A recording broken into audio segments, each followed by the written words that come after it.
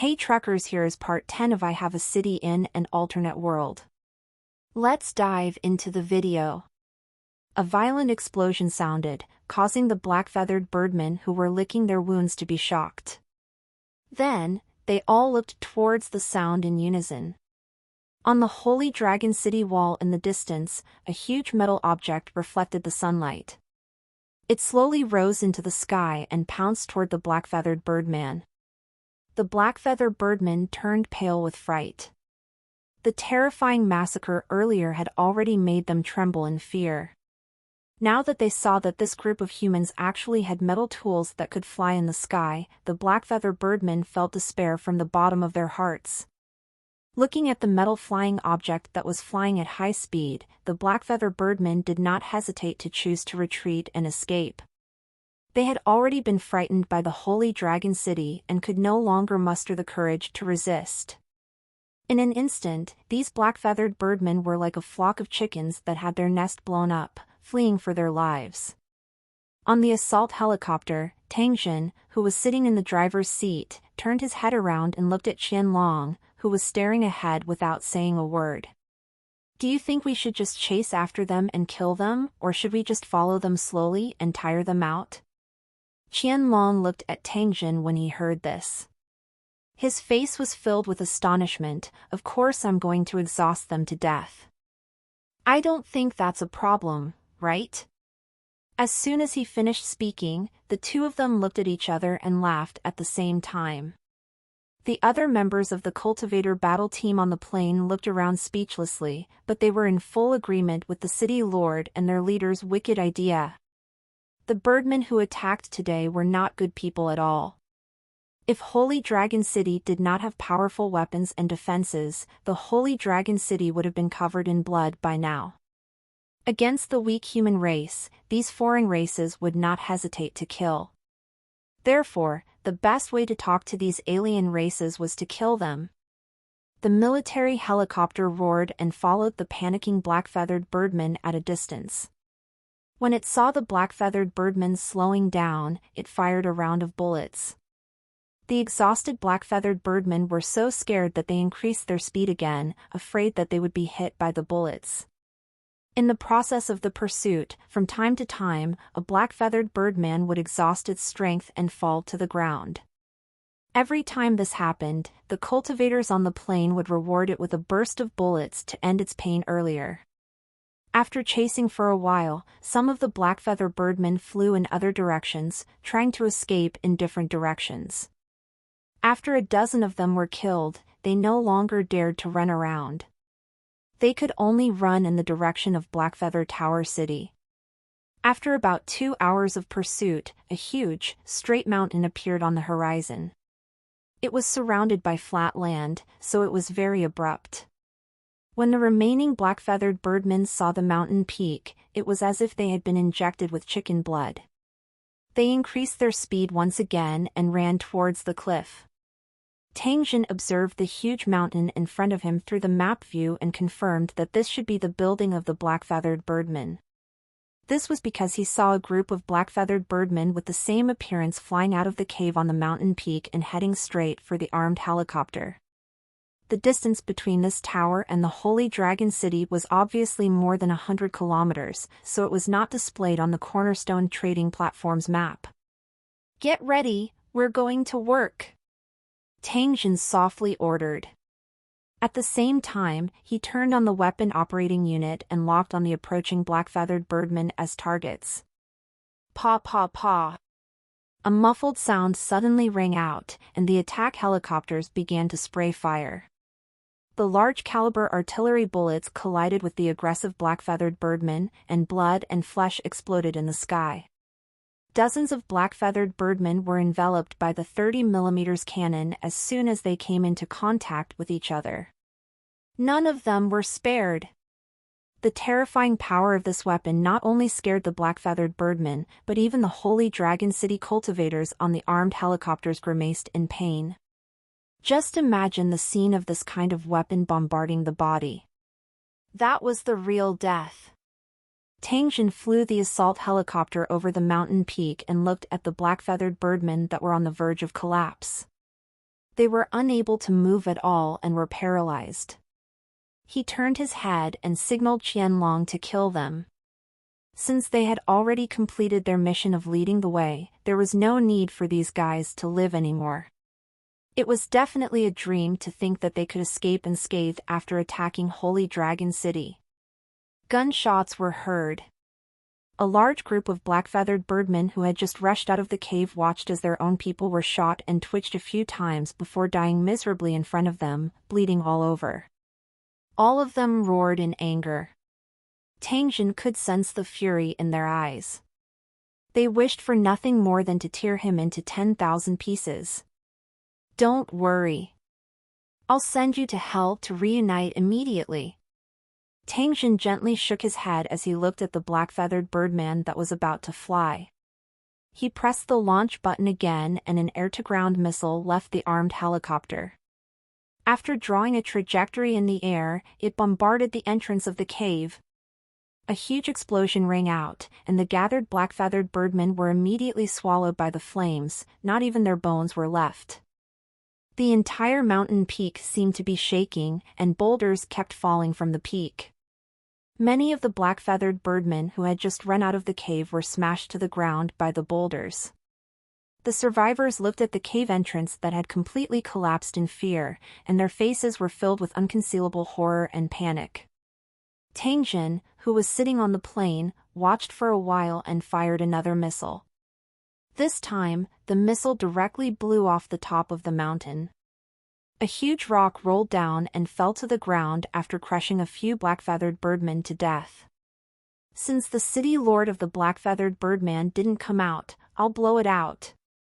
Get latest level CHDRs on NVE/LBJ/N.C/M. After a series of cannon attacks, when Tang Jin was about to launch another missile, several loud bird calls were heard. Then, more than 10 tall black-feathered birdmen flew out of a hole at lightning speed. They held bows and arrows and aimed at the armed helicopter. Who are you? Why did you destroy my tower? A birdman with sparse golden and black feathers loudly questioned Tang Jin. However, from its appearance that was fierce on the outside but weak on the inside, it seemed that this sentence was just to support its clan. Cut the crap. Who gave you the guts to attack my tower? If you don't give me a reasonable explanation and a satisfactory compensation, I'll destroy your bird's nest completely.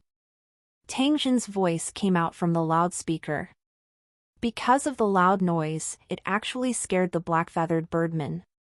Because Tang Jin was using the language of the black-feathered birdmen, the other party could completely understand his words. It was also because of this reason that the black-feathered birdmen's expressions changed and they immediately began to chat. As the higher-ups of Blackfeather Tower, they were naturally aware of the military operations of the tower. However, they did not take this operation to heart. He had only collected the brains of the kobolds and attacked a human city. It was not enough to attract their attention. However, who would have thought that after delaying the attack for a few days, not only did the dog-headed people not ask for help again, but these lowly humans even came to their door and destroyed Blackfeather Tower City to this extent. These lowly humans should be hung on the rocks and dried, then used to raise meaty bugs. Out of his usual contempt for the human race, one of the black-feathered birdmen couldn't help but curse. However, just as it finished speaking, a few cannon bullets were fired at it, turning it into a pile of rotten meat. The black-feather birds were shocked. The arrows on their bowstrings were deflected by the strong air current, and they didn't even touch the helicopters. Instead, the archers were hit by the bullets from Thousand Dragon and the others. However, these black-feathered birdmen were all wearing demonic soldier armors, so the bullets did not cause much damage to them. Just when they thought that the Holy Dragon City could not do anything to them, Tang Jin's cannon bullets arrived and directly killed these black-feathered birdmen. Although the defense of the demon soldier armors was extremely strong, they could not withstand the attack of a cannon. Moreover, they were only wearing low-level demon soldier armors. After the Lord of Blackfeather Tower saw the scene, he realized the horror of the attack helicopters. He was not willing to see his own people being slaughtered like this, so he could only shout loudly, signaling Jintang to stop the attack. Following the Lord of Blackfeather City's roar, the intense gunshots gradually died down. Jintang's voice once again came out from the loudspeaker. "So, have you thought about it? Now tell me your answer?" A blood-stained broken feather floated past. The master of Blackfeather City's face was ashen. He looked at the remains of the Blackfeather birdmen scattered on the ground and shouted angrily, "What do you want? Just say it." The Lord of Blackfeather City's face was twisted, showing that he was very unwilling to give up. It was only because of the mask that no one could see it. Although it was extremely eager to kill Tang Jin, the lethality of the armed helicopter was too terrifying. The black-feathered birdman had no room to resist. If the stalemate continued, Blackfeather Tower City might really be destroyed. These damn humans, I must take revenge on them. I'll kill them all, not letting a single one go. The master of Blackfeather City suppressed his anger and swore in his heart. Tang Jin, who was in the plane, frowned in thought for a moment. Then, he shouted at the governor of Blackfeather City, "I want 1,000,000 brain beads, now." In the endless wilderness, level 1 brains were the basic unit of measurement. Therefore, Blackfeather Tower only needed to take out brains equivalent to 1,000,000 brains, for example, 100 level 5 brains. The master of Blackfeather City's expression changed. He roared at Tang Jin again, "This is extortion. We don't have that many brains." Tang Jin sneered when he heard this, "Your city tower is at least level 3. It should have been built for quite a few years, right? Furthermore, you guys can kill monsters in the sky and have the advantage. So, I don't believe that you don't have 1,000,000 brain beads. Since you're not willing to compensate me with your brain, let's fight." After Tang Jin finished speaking, the sound of the cannon firing rang out once again. The remaining black-feathered birdmen were so frightened that they hurriedly flapped their wings and fled. Follow US stories at nvl/by/n.com. Damn human, I promise you. The master of Blackfeather City let out an indignant roar and gave an order to the terrified Blackfeather birdman beside him. Without saying a word, he flapped his wings and floated in the air. His cold mask was covered in frost. Tang Jin's exorbitant demand this time had completely emptied the foundation of Blackfeather Tower City. This was the accumulation of many years. However, in order to protect Blackfeather Tower, it had to do this. After all, Blackfeather Tower was its foundation. If it lost the tower, it would be better off dead. He could earn more brain pearls, but he had to protect Blackfeather Tower. He had to take revenge, but he didn't have to be in a hurry. Within the assault helicopter, Tang Jin turned around and asked Qianlong in shock. It agreed just like that. Shouldn't it haggle for a bit? Qianlong shrugged, indicating that he didn't know the situation either. If I had known that it was so rich, I would have asked for 2,000,000 brain beads. Tang Jin pouted and mumbled. If the governor of Blackfeather City had heard this, he would have fainted from anger. This was too shameless. Dozens of Blackfeather birdmen flew out from the tower, each holding a huge leather bag in their hands. Following the orders of the Lord of Blackfeather City, they piled the bags on the ground. "The brains you want are all here. Please take them and leave immediately. Don't try to ask for anything else, or I'll fight you to the death even if I have to risk my entire clan being exterminated." The Lord of Blackfeather City roared and flew back into the tower without looking back. The remaining Blackfeather birdmen looked at each other and followed him back. Tang Jin landed the assault helicopter on the ground and jumped down to inspect it. He then waved his hand and kept all the brain beads into his storage space. Tang Jin turned around and looked at the Lord of Blackfeather City, who was standing at the highest point of Blackfeather Tower.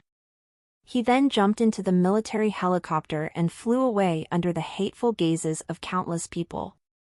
The next time he set foot in Blackfeather Tower City, it would be the time when the Birdman City would be destroyed.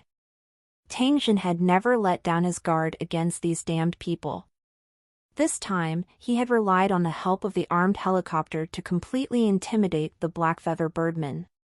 Under the threat of destroying the city, the governor of Blackfeather City had unwillingly handed over the brain bead. They would definitely not be willing to be extorted by Tang Jin. They had probably already begun to discuss their revenge plan. Unfortunately, they did not know that the Holy Dragon City was not an ordinary human city. If they dared to attack, they had to be prepared for a one-way trip. The assault helicopter sped all the way back to Holy Dragon City before night fell, attracting cheers from all the soldiers on the city wall. Tang Jin and the others jumped off the plane, and Tai Seng and the others, who had been waiting for a long time, immediately pounced over and asked Qianlong and the others about the situation. During this period of time when Tang Jin and the others were pursuing, everyone was on tenterhooks.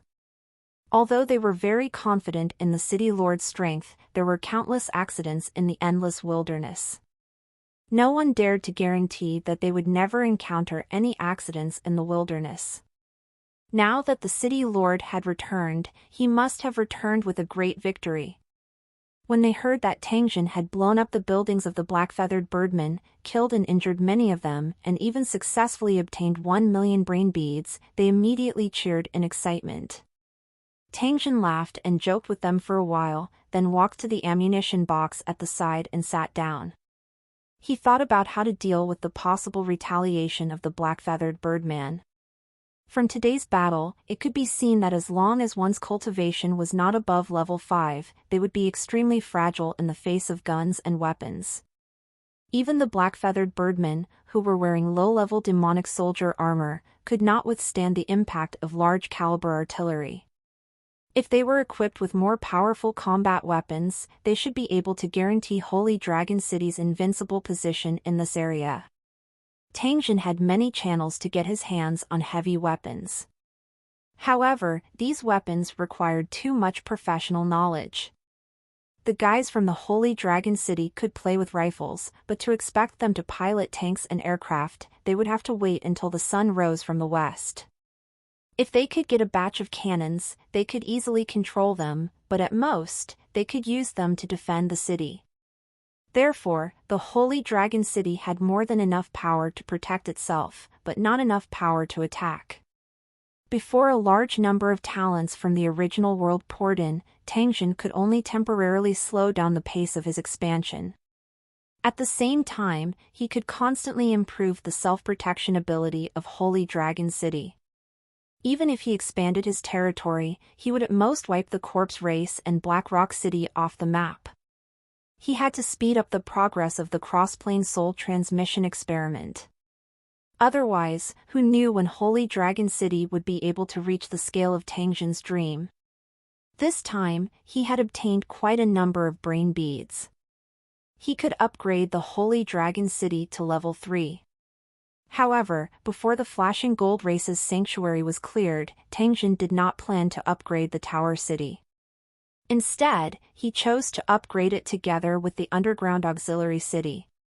At that time, Holy Dragon City would have 1 main city and 2 auxiliary cities, both of which would be third-class turreted cities. Those applications that were useful to him could be upgraded or downloaded. Even if he didn't need them now, he could download and install them in advance so that he wouldn't be short of money when using them. Then, he helped Tai Seng and Qianlong exchange for 2 cultivator skills. They had followed him for a long time and had been very careful. Each of them exchanged for 2 cultivator skills as a reward. This was what Tang Jin wanted to do next. Summoning Tai Seng and Qianlong over, Tang Jin led the 2 of them down the city wall and headed straight for the tower. Although they really wanted to know what Tang Jin wanted to do, neither of them asked. They only silently followed behind and entered the foundation stone hall that had become even more spacious after the upgrade. Looking at the puzzled faces of the two capable generals, Tangjin smiled and explained, "The two of you have been with me for a long time, building Holy Dragon City from scratch. It can be said that the Holy Dragon City's current situation is entirely due to your hard work." When Tangjin said this, he glanced at the two of them and gently nodded his head in thanks. Qianlong hurriedly waved his hand. "City Lord, there's no point in saying that. Before I met you, I was just a wandering wanderer who lived in constant danger. If it wasn't for the fact that I saw how extraordinary you were and wanted to form a good relationship with you, I probably wouldn't be where I am today. In my heart, you're a mysterious and magical person who's very protective of your citizens and subordinates. Without you, Holy Dragon City wouldn't have its current scale. At most, I'm just running errands. It's not as serious as you make it out to be." Tai Sing also laughed and rubbed his bald head. "If the city lord didn't appear, Lisa and I would have become food for the bloodthirsty gnomes. Other than fighting the war, I can't contribute to any of the Holy Dragon City's matters. If fighting the war is considered a contribution, then the city lord's contribution is the greatest. If it wasn't for the city lord's weapons and equipment, as well as those godlike abilities, how could our Holy Dragon City defeat so many powerful enemies again and again?" Tangjin laughed when he heard that. He pressed his hands down and said, all right, let's not flatter each other. I called you two over today to exchange for cultivator skills for you two. 2 for each person, no price limit." Qianlong and Tai Sing looked at each other and immediately burst out laughing. After bowing to Tangjin, the two of them immediately ran to the Cornerstone trading platform and picked out the cultivator skills that they were interested in. In fact, the two of them were even more clear than Tangjin about the cultivator skills in the Cornerstone trading platform. When they had nothing to do, they would often discuss the pros and cons of these skills. If it wasn't for the fact that they didn't have enough points and brains, the two of them would have long come here to exchange for skills. The two of them had already chosen the cultivator skills that were suitable for them. Therefore, they quickly finished choosing and waited for Tangjin to pay the points. After this period of sales, Tangjin had already accumulated more than 30,000 points. However, the 4 skills that the two of them had chosen required more than 70,000 points, so Tangjin needed to add 40,000 level 1 brain beads. Tangjin himself also wanted to exchange for 2 kinds of cultivator skills to use, so he simply paid 100,000 level 1 brain beads, obtaining 130,000 points. Following the payment of the points, Tangjin saw 3 light orbs floating out from the Cornerstone trading platform and slowly landing in front of the 3 of them. Following the instructions in his mind, Tangjin stretched out his hand and grabbed a ball of light. After which, he violently squeezed it. After a soft pew sound, the 5-colored flowing light dispersed from Tangjin's hand and formed an oval-shaped light egg. After his body completely surrounded it, it slowly floated into the air. 3 rays of light flew out from the Cornerstone trading platform. After it was connected to the light egg, it caused the surface of the light egg to flow with brilliance. Tangjin and the other 2 entered a state that seemed to be sleeping but not sleeping. The information of the 2 cultivator skills that they had exchanged was also completely transmitted into their minds. After an unknown amount of time, Tangjin finally recovered from his soul-leaving state. When he opened his eyes, he noticed Qianlong and Tai Sing were still floating in the sky, and they had yet to wake up from that state. After confirming that there was nothing abnormal with the 2 people, Tangjin began to comprehend the 2 cultivation skills that he had just obtained. Flame Rage. When attacking, the surface of the body will emit a flame-like energy fluctuation. Duration, 1 minute. The target is hit by fire damage, consumes 50% of strength, and attack power is doubled. Ice Edge Battle Armor. When activated, a dark blue mystic ice battle armor will form all over the body. Lasts for 1 minute, consumes 50% of strength, and increases defense by 1-fold. These were the two cultivator skills exchanged by Tangjin, one for attack and one for defense. It wasn't that Tangjin lacked a cultivator's skill for self-defense. He was more curious and wanted to see what this cultivator skill was all about. Ariad updated stirise at n/vel/bin.com. According to the information obtained in his mind, Tangjin activated Raging Flame Strike. Then, an orange flame rose from his palm. This flame did not burn his clothes, but quickly covered his entire body. In the blink of an eye, Tangjin had become a man of fire. He tried to touch the door with the flame on his finger and issued a burning command in his mind. A black pit was immediately burned on the wooden door sill, and green smoke slowly drifted out. It seemed that before he gave the order, the flames would not be able to hurt anyone. After Tangjin understood this point, he was about to try out the Ice Edge Battle Armor's effect. However, at this moment, his phone suddenly vibrated. At the same time, a set of words appeared in front of his eyes. Unknown application detected. It's an incomplete version with a degree of incompleteness of more than 60%. It has been included in the application store and has been completely supplemented. You're rewarded with a free download of the application and a free upgrade of the application level. Tangjin looked at the subtitles in front of him and frowned. He immediately opened the application store and quickly searched for the new application. Raging Flames, Level 1, total of 10 levels. Through special guidance, natural energy can be used to stimulate a special flame that can be controlled. Beginner usage duration, 1 minute. Consumes 50% of the body's energy. Attack power is doubled. Download cost, 50,000 gold coins. Looking at the introduction of this application and comparing it with the cultivator's skill introduction in his mind, Tangjin felt that there might be a special connection between the two that he didn't know about. Since the phone had already notified him that he could download it for free, Tangjin naturally wouldn't let go of such a good opportunity. After downloading and installing it, Tangjin started the application. The orange-red flame once again covered his body, just like the cultivator's skill. A minute later, the flames on his body disappeared. Tangjin opened the application store again and found the upgraded version of the application. Raging Flames, Level 2, total of 10 levels.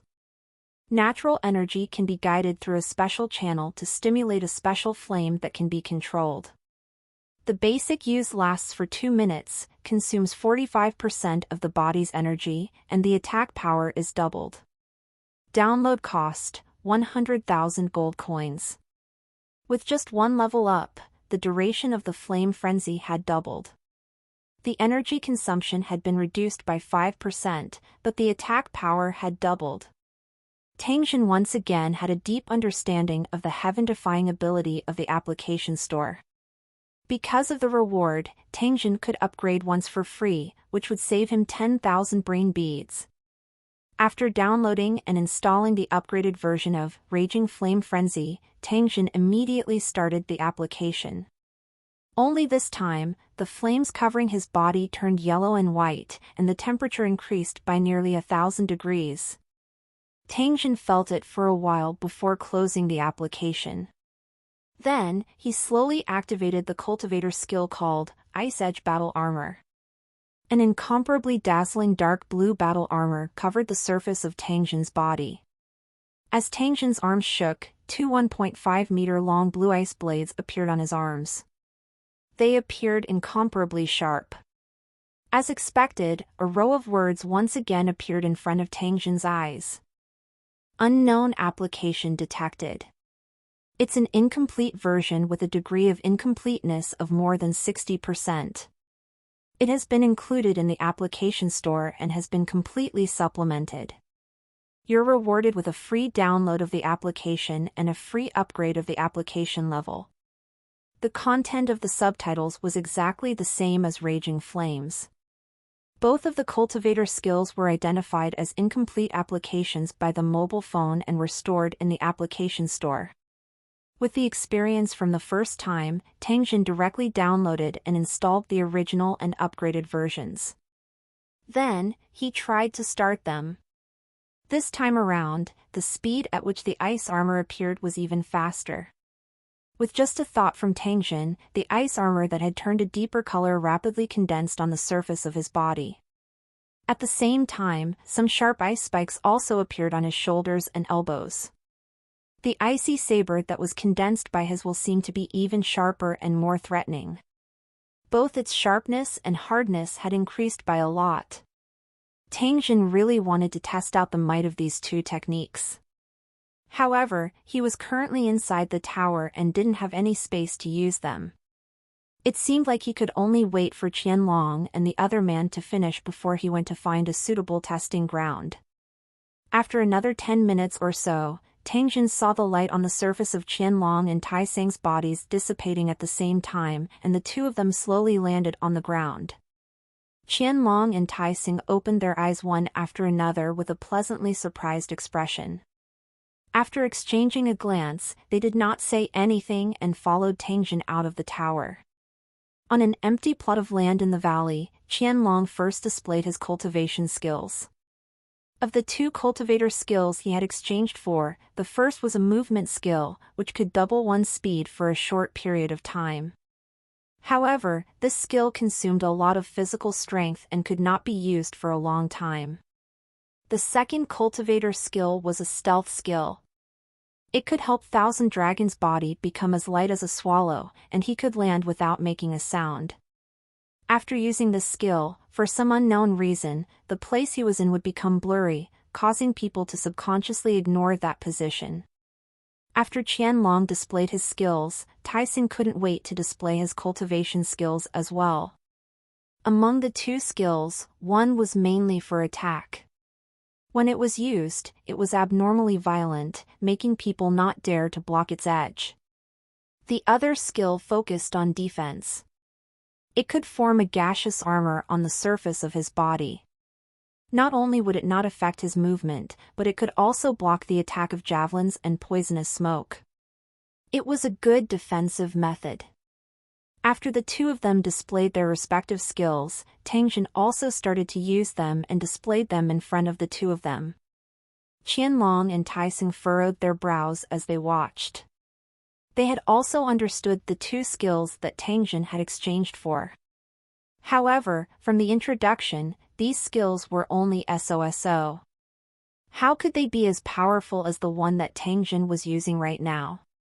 However, Tang Jin did not explain. The two of them did not ask further. After familiarizing themselves with the exchanged cultivator skills for a while and exhausting the energy in their bodies, the three of them left. Tang Jin once again returned to the Cornerstone trading platform. After browsing through all the cultivator skills, he tried to download two more skills. One was an offensive skill of a cultivator, while the other was a defensive skill of a holy master. The Egg of Light appeared once again. Tang Jin floated in the air and entered a state of comprehension. After he returned to normal, he immediately began to use the skill he had just obtained. When he used the cultivator's attack skill, words popped up on the screen again, exactly the same as the previous two prompts. However, when Tang Jin used the Holy Master skill, the group of subtitles did not appear. This situation made Tang Jin let out a softie and stand in place as if he was deep in thought. From the current experiment, the phone's application store should only be missing cultivator skills, or an application similar to cultivator skills. That was why when Jin Tang used it, the phone would prompt him and give him a reward. However, there was no reaction from the phone after the Holy Master's skill was used. Did that mean that the skills used by the Holy Master had a corresponding application in the application store? After Tang Jin thought up to this point, he filtered the items according to the characteristics of the Holy Master's protective shield that he had exchanged for. Unfortunately, he did not find the corresponding download after searching for a long time. What's going on? Don't the cell phones see the Holy Master's skills? That was not right. The skills of a holy master should not be inferior to that of a cultivator, and might even be a level higher. But why was it not in the application store, and why did his phone not prompt him to record it? All west ch.rs on n.o/vli/n/.cm. Tang Jin, who was full of doubts, looked through the application store but once again discovered that something was wrong. The two cultivator applications that he had downloaded earlier had actually disappeared. As for the subsequent upgraded versions, they did not appear at all. These applications had clearly existed just now, but why couldn't he find them now? What was the secret behind this? Tang Jin furrowed his brows and thought for a moment. Suddenly, a flash of inspiration appeared in his mind. He could vaguely guess why such a strange situation would appear in the application store. He remembered that after the phone was upgraded last time, the application categories had been changed, and there were many new options in the application store. Did that mean that he could only download and upgrade the cultivation applications after the phone was upgraded again? Also, when the phone was upgraded again, would there be more applications similar to the Holy Master skills? The more Tang Jin thought about it, the more he felt that this was the case. Otherwise, there was no way to explain the strange disappearance of these cultivators' applications. He was suddenly filled with anticipation for the upgraded phone. He wondered how many more magical applications would be added. However, when he thought about the amount of gold coins needed to upgrade his phone, Tang Jin felt that he was being treated as a spendthrift. The last time his phone was upgraded, it used up 1 million gold coins. Moreover, it was upgraded without Tang Jin's consent. Every time he thought of the 1 million gold coins that were wasted, Tang Jin felt heartache. If he wanted to upgrade the phone this time, he would need 10 million gold coins. According to the 1:10 exchange rate between the brain and the gold coins, Tang Jin would have to take out 1 million gold coins for nothing in order to complete the phone upgrade. A million brain beads. If it wasn't for Tang Jin's successful extortion this time, he wouldn't even know what a million brain beads would look like when piled up. It was not easy for him to have some savings, so Tang Jin would definitely not give it away for nothing. It was better to wait until he was not short of money and could easily take out a million brain beads. Then, he would study the problem of upgrading his mobile phone. After no longer dwelling on these problems, Tang Jin went to the warehouse to move a batch of goods over and place them on the Cornerstone trading platform for sale. After exchanging for the cultivator skill, the points that he had originally accumulated had been used up. If Tang Jin wanted to earn points, the only way at present was to sell goods. The useless items that he got from the containers at the dock were all placed on the Cornerstone trading platform for sale. Because they were ordinary items, the price wasn't too high. Tang Jin sold nearly half of them and barely obtained 30,000 points. In fact, there were many items on the Cornerstone trading platform that could be exchanged for a high amount of points. For example, salt, firearms, and weapons. There were also the special cards that Tang Jin had obtained from the lottery. The last time, Tang Jin placed the 2 cards he got from the lottery on the Cornerstone trading platform. He casually marked the asking price of 1,000 points and then went to do other things. In the end, when Tang Jin came to the Cornerstone trading platform again, he was surprised to find that the 2 cards had already been bought by someone. The buyer even left a message asking if there was any stock. If there was, he could buy them all. Tang Jin didn't pay any attention to the buyer. Although these 2 cards had allowed him to earn a full 500 points, he was more concerned about how many brain beads the cards could exchange for him. This sale was just to test the waters. To Tang Jin, the points on the Cornerstone trading platform were very unreliable. Only the real brain beads were what he needed the most. Tang Jin had a lot of valuable items in his hands. Other than the valuable lottery draw cards, the price of the firearms on the Cornerstone trading platform was also extremely high. Even the dwarven and goblin firearms that were like trash in Tang Jin's eyes dared to bid hundreds of points. If Tangjin's firearms did not bid a few thousand points, the Holy Dragon City's soldiers would be the first to object. And NBSP, now, when training soldiers, especially new recruits, the most common phrase that Tai Sing said was, "You guys should be happy. Look at your food and drink, and look at your weapons and equipment. In total, they are worth a few thousand brain beads. I'm afraid that even the city lords of some small cities can't afford to wear such equipment, but you guys wear it all day long. This is King rich soldiers.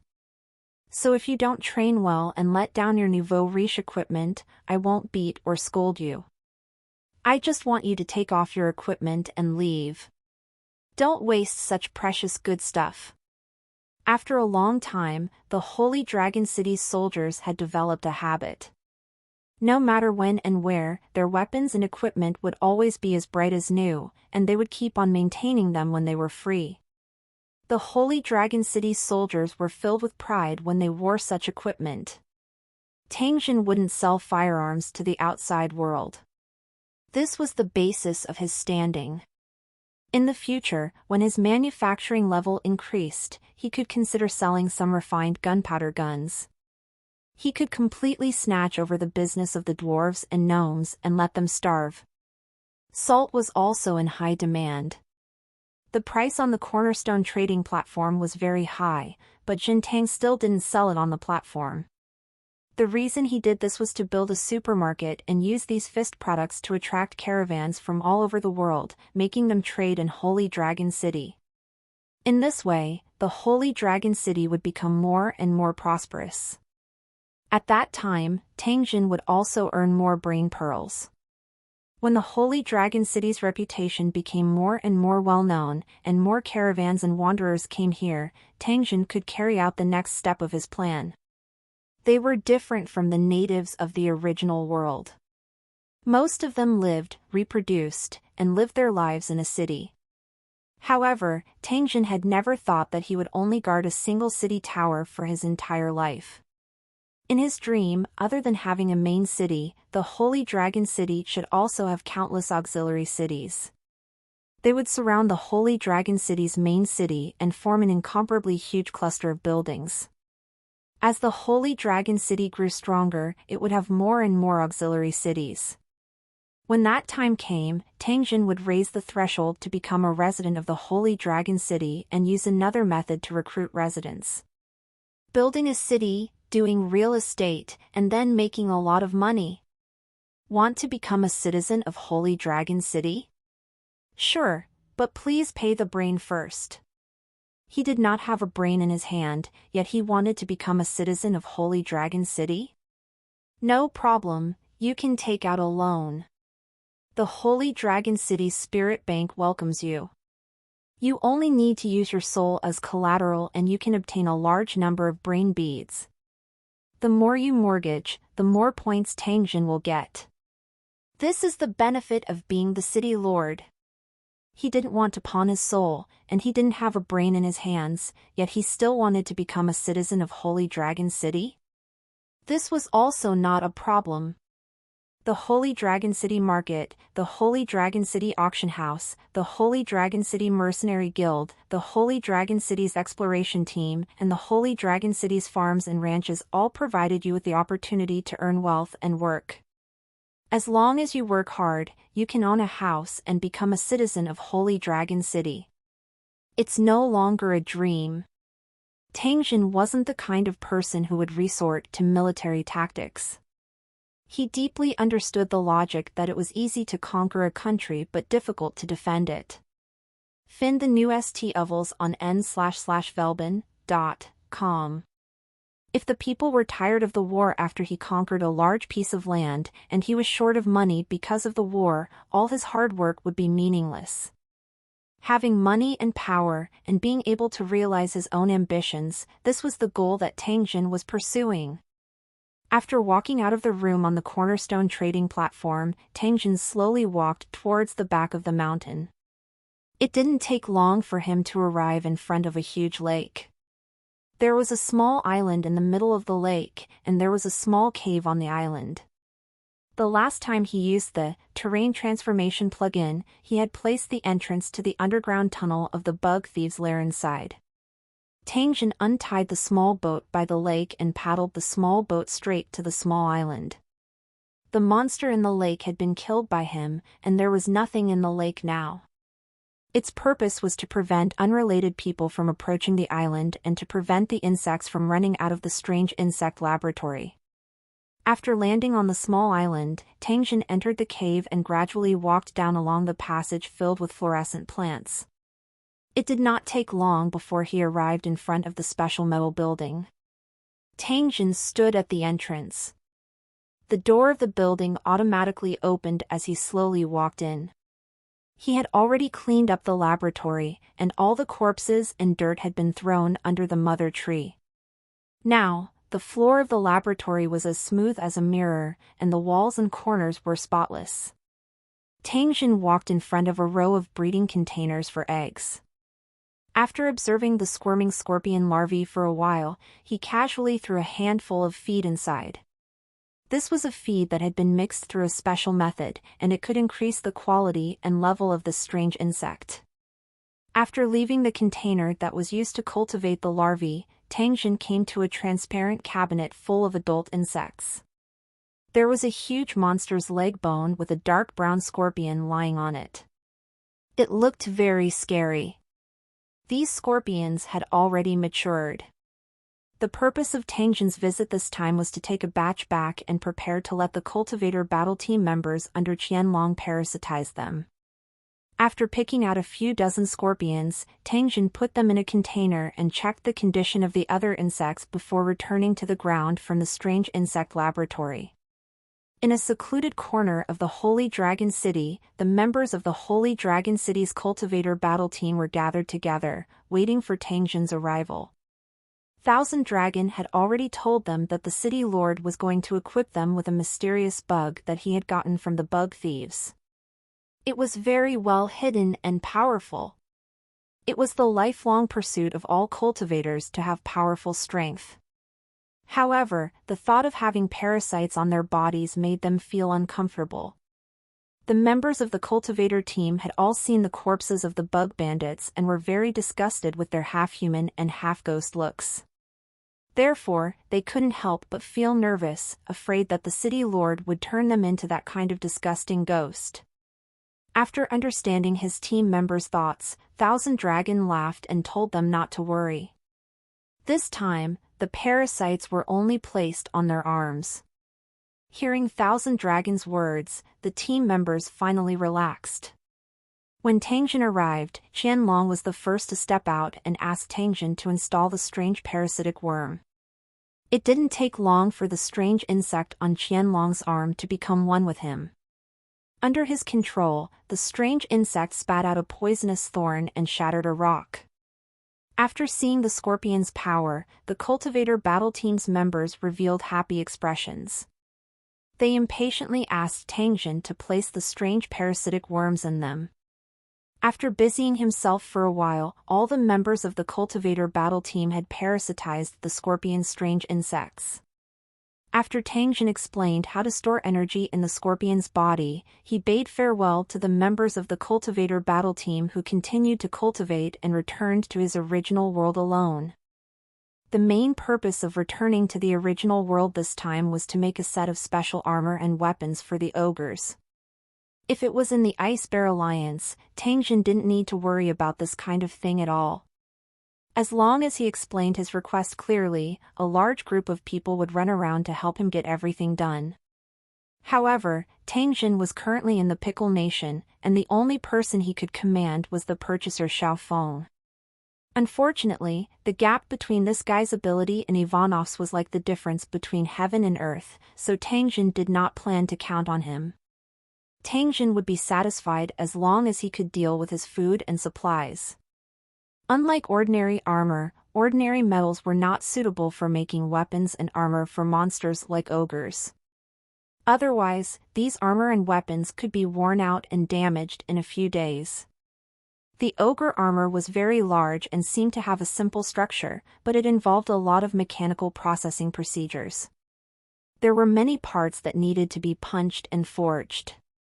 Tang Jin had to find a suitable manufacturer to produce them. Fortunately, with the all-purpose electronic kit, there was almost no information that Tang Jin couldn't find. After filtering through the search results in front of him, Tang Jin chose a factory in the suburbs. After driving his pickup truck away from his residence, Tang Jin drove straight to the factory. Following the map's guidance, he chose the most unobstructed road and arrived at the factory not long after. After parking the car at the entrance, Tang Jin walked into the factory and quickly found the owner of the factory. After exchanging a few words with the boss, Tang Jin explained his intentions. At the same time, he took out the advance payment and stated that as long as the quality was good, he would definitely not be short of money. Although the boss didn't understand why Tang Jin wanted to make these huge metal objects, he accepted the order after seeing Tang Jin pay so readily and that he could also make a small profit. After negotiating with the factory boss, Tang Jin got a USB drive and used the all-purpose electronic kit to scan the ogre's body data and enter it. At the same time, there was also a set of automatically generated armor blueprints. After making some slight changes to the appearance of the armor, Tang Jin found a printer and printed it out. These blueprints had to be handed over to the factory's boss to be processed according to the blueprints. Since the ogres were all similar in size, the data changes were very small, so the processing would be much easier. After sending the drawings, Tang Jin only needed to wait for the finished product. On the way, Tang Jin called his purchaser, Xiao Feng, to confirm that the food and other miscellaneous items were ready. Then, he went to the warehouse to transport them. This was a warehouse built on the outskirts of the city. Every time Xiao Feng would store the purchased materials in it, Tang Jin would transport all of them away after receiving the notice. This kind of transportation would be carried out once every 10 days. The resources in the warehouse were mainly food. It was not that the Holy Dragon City's food was not enough, but Tang Jin planned to store more. This way, he could ensure that the Holy Dragon City's food reserves could last for a period of time if an accident happened. During this period of time, Xiao Feng had sent over a large amount of grain. It was said that all of them came from a world-class grain merchant giant, and the quality was good and the price was low. Currently, Tang Jin's cave that was used to store grain was filled with the company's food products. He drove the car to the vicinity of the warehouse with ease and familiarity. Tang Jin observed the surroundings through the map view. After confirming that there was no abnormal situation, he walked into the warehouse and began his boring moving work. After being busy for half an hour, Tang Jin finally moved all the supplies in the warehouse. He walked to the pickup truck outside and dialed Xiao Feng's number.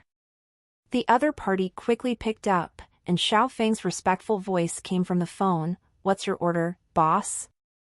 And NBSP, Tang Jin raised his phone and said in a deep voice, "The quality of the grain this time is not bad. If there are more, get another batch in the next 2 days. The faster the better." "No problem, I'll get it done right away," Little Feng said. "You need to be careful. Remember not to let anyone associate you with these grains. Don't forget that." Tang Jin warned Xiao Feng to prevent him from accidentally exposing his identity. Last time in the Ice Bear Alliance, Peter had to abandon his wife and children because the location of the warehouse was exposed. He had to run away with Ivanov in a hurry. It was said that he was shot on the way and almost lost his life. Although one could be resurrected after being killed, how could a new body be as useful as the original? Unless it was a body specially cultivated by Tang Jin. It was precisely because of this precedent that Tang Jin began to pay attention to the safety of his subordinates in his original world. After all, it was not easy to train a qualified subordinate. Tang Jin did not wish for his subordinate to be inexplicably killed or captured after only a few days of use. He had caused quite a stir in the Kimchi country, and he believed that he had already alarmed many forces. Tang Jin was indifferent. He knew in his heart that they would not be able to catch him even if he exhausted himself to death. However, Xiao Feng wasn't like him. He didn't have that kind of ability. Once he got involved, it would be very difficult for him to escape. Ups.t from n0/v/lbn/.co/m. Now that he could only use this one person in the kimchi country, Tang Jin had specially reminded him. Don't worry, boss. I've already died once, so I know what to do. Little Fang's tone carried a trace of emotion. He had always held a heart of respect for his boss, Tang Jin, who had magical abilities. Especially after Tang Jin resurrected him, other than respect, Little Feng also had a strong sense of gratitude. When he heard the concern hidden in Tang Jin's words, his heart was naturally moved. After hanging up the phone, Tang Jin drove away from the warehouse and returned to his home. Unfortunately, Tang Jin had underestimated the American Alliance's interest in him. When Tang Jin approached the warehouse, a satellite had already locked onto this place and clearly captured his appearance. On the roof of a building 2 kilometers away, a few American Secret Service agents gathered together and locked their eyes on a monitor. If Xin Tang was present, he would be able to see the scene of him moving food. 3 days later, Tang Jin arrived at the factory outside the suburbs. The custom-made ogre armor was already completed. Tang Jin checked it once and paid the rest of the money. He then asked the boss to drive the armor to the warehouse where the food was stored. After the ogres unloaded the trucks, Tang Jin sent the truck and forklift drivers away and began to move the armor. The technical level of this factory was good. The ogre armor made was beautiful and firm. Whether it was the polishing or welding process, Tang Jin was very satisfied. After putting away a portion of the armor, Tang Jin activated the teleportation and sent it directly to Old Wan so that they could try to put it on the ogres. Old Wan too and the others came forward and touched the extra-large steel armor in front of them. They looked at the silly ogres and felt a trace of envy for some reason. Even a fool could see that these armors must be very expensive. The city lord had given these monsters such good things, which really made people jealous and distressed. After the ogres wore this beautiful armor, they would definitely be very powerful. Although they were envious, Old Wan and the others shivered when they thought of what had happened to the ogres. At the same time, they cursed themselves for being so obsessed that they would envy a group of tamed monsters. Tang Jin didn't know the thoughts of Old Wan and the others. Otherwise, he would definitely laugh his head off. Were these guys out of their minds? Why would they envy a bunch of monsters who were destined to be targets on the battlefield? If he wasn't afraid that these tamed ogres would die easily, Tang Jin wouldn't have run around and wasted a few days to make armor for these monsters. Returning to the warehouse of the Pickle Nation, Tang Jin finished moving the rest of the ogre armor. Just as he was about to move away the food that he had accumulated over the past 2 days, he suddenly noticed 5 assault helicopters flying towards the warehouse. At the same time, countless armed American soldiers suddenly appeared in the nearby buildings and pounced on the warehouse. When Tang Jin saw the scene, he knew that the location of the warehouse had been exposed. This group of people was imitating the Ice Bear Alliance's tactics and had come to wait for him. He quickly activated the quantum invisibility light screen and rushed out of the warehouse like lightning. He pounced toward the place where the encirclement was the weakest. This location had already been exposed, so it definitely couldn't be used as a teleportation point. Otherwise, he would really be controlled by others. Tang Jin ran a few steps out of the warehouse and came face to face with a group of American soldiers. Tang Jin didn't put the American soldiers in his eyes because he had activated the quantum invisibility screen. However, when he noticed that the soldiers' eyes were moving in the direction he was moving, he immediately realized something was wrong. Sure enough, just as this thought appeared, Tang Jin saw the American soldiers open fire at the same time. Their target was where he was. Damn it, these guys actually have an instrument that can see through the quantum stealth light screen. Tang Jin glanced at the special glasses that these soldiers were wearing and knew where the problem was. Countless bullets flew over, completely sealing off Tang Jin's escape route. Fortunately, the black cloak under the trench coat easily blocked these bullets. However, the trench coat was riddled with holes. Tang Jin's gaze swept over the bullets on the ground. He let out a soft "huh" and randomly picked up a bullet in his hand. This was a bullet that was suppressed with a special material. After hitting the body, it actually turned into powder. The all-round digital combat interface was activated, and he immediately analyzed that this was a special anesthetic bullet. Now, even the air was filled with a faint sweetness. It was the smell of the powder-like anesthetic powder. Tang Jin hurriedly covered his nose and mouth to prevent himself from inhaling the anesthetic powder. Another wave of bullets rained down. Tang Jin used the Holy Master skill that he had just exchanged for. A protective barrier appeared around Tang Jin, blocking all the bullets. Just like countless raindrops smashing into a lake, the bullets continuously created waves on the protective shield. Under the impact of the rapid bullets, the protective shield was on the verge of breaking at any time. This kind of Holy Master skill looked very scary, but to Tang Jin, who was used to using mobile applications, this kind of weakened version of the skill was extremely unpleasant to use. In the military helicopter in the sky, a white-haired old man immediately picked up his communication device excitedly after seeing the protective shield used by Tang Jin. Did you guys see that? Haha, did you see that? It's an energy shield, an energy shield. We have to catch him at all costs, because he's too important to our research. As the old man's roar was transmitted to the roof not far away, a Secret Service agent in black immediately shouted into his headset, "Listen to my command. Execute Plan B immediately." Following the black-shirt agent's order, nearly 20 tall American soldiers stepped out of the crowd. They held specially made long weapons and aimed them at Jin Tang.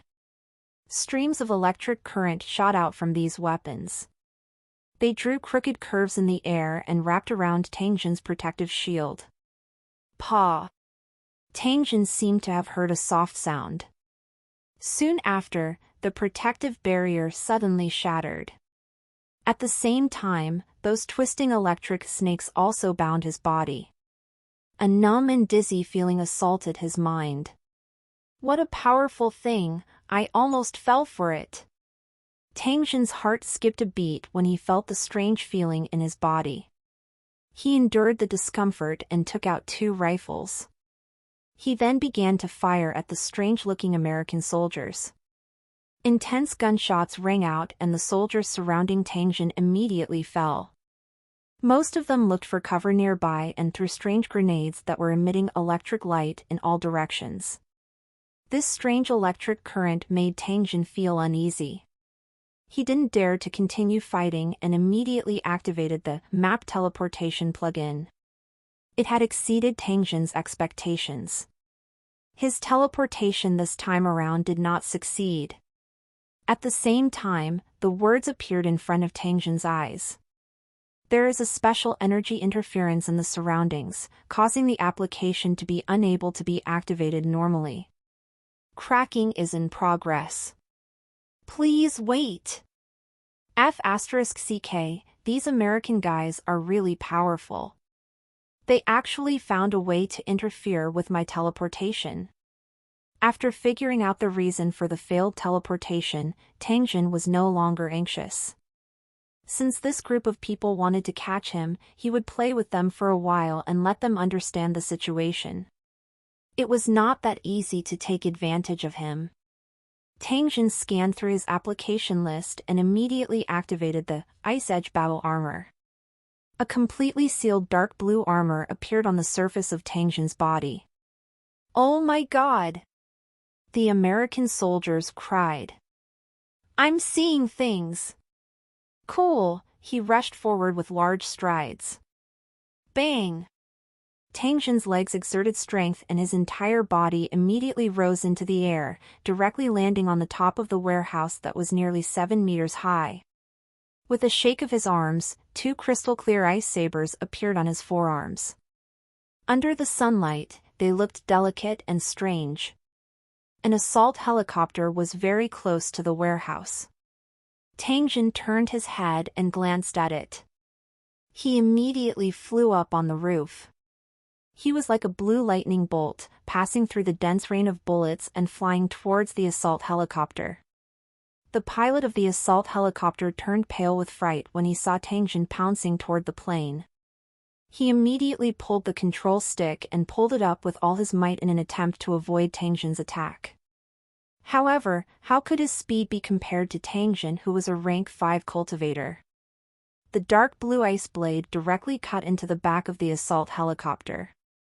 The 2 shocking blade marks looked extremely ferocious, smoke and electric sparks kept flashing. The assault helicopter was like a wild goose that had been shot by an arrow. It began to shake in the air before falling towards the ground. Bang! Tangjin's feet landed on the ground and the cement ground under his feet had a spider web of cracks. It was enough to show that the impact of his fall was extremely great. After seeing Tangjin destroy an armed helicopter in the blink of an eye, the soldiers who were participating in the battle felt their legs tremble.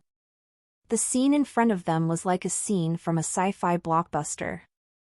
It had completely impacted their worldview. "Quick, shoot! We must catch him!" One of the officers in the lead shouted as he kept pulling the trigger. However, when his bullets landed on the blue ice armor, they only hit a large piece of ice and instantly recovered. Tangjin, who was wearing the ice front battle armor, was a real nightmare in the eyes of these soldiers. After a few charges and jumps, Tangjin had already completely broken out of the encirclement and left those soldiers far behind. Currently, his biggest threat was the 4 assault helicopters circling above his head. After he rushed out of the area, a menu appeared in front of him indicating that he could use the map teleportation plugin, as usual. After sending a few soldiers who were attacking him with taser guns flying with a punch, Tangjin continued to run forward. He was very angry today and had to do something to return the favor to these guys. He might need to use the map teleportation plugin later, so Tangjin didn't immediately teleport. The Ice Edge battle armor's usage time had just ended and the shining armor immediately turned into white mist and dissipated, revealing Tangjin, who was originally hidden under the ice armor. After seeing Tangjin's ice armor disappear, the soldiers in charge of surrounding him immediately opened fire. However, this time they used military steel core bullets and locked onto the position below Tangjin's buttocks. After discovering that the anesthetic bullets and taser guns couldn't subdue Tangjin, they decided to use real bullets. As long as they could injure Tangjin, they would be able to successfully subdue him and control him. After Tangjin dodged a wave of live ammunition, he sneered and jumped into a courtyard by the side of the road. He activated the teleportation function. As soon as he appeared in the Sacred Dragon Valley, Tangjin immediately opened the application store and selected an application to download and install. Electromagnetic Pulse Bomb, destruction radius of 1 kilometer. Download cost, 10,000 gold coins. After opening the application, Tangjin immediately returned to his original world. The entire process took less than half a minute. As soon as he appeared in the original world, Tangjin saw the attack helicopters hovering above him and the American soldiers surrounding him. They would surround him again in less than a minute. With a chuckle, Tangjin stared at the armed helicopter in the sky without blinking and activated the electromagnetic pulse bomb. Pa pa pa. As the application was activated, a devil that specialized in devouring industrial technology was released. In a short moment, a huge electromagnetic field burst out, and all electronic equipment within a radius of 1 kilometer was scrapped.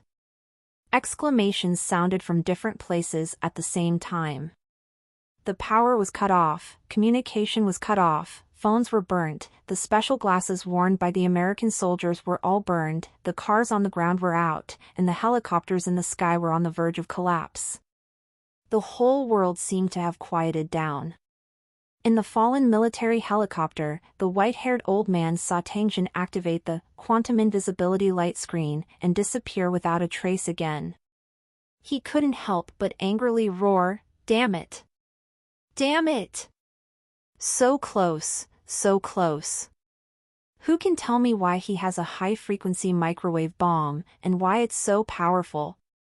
No one could understand the white-haired old man's anger, but the American soldiers could.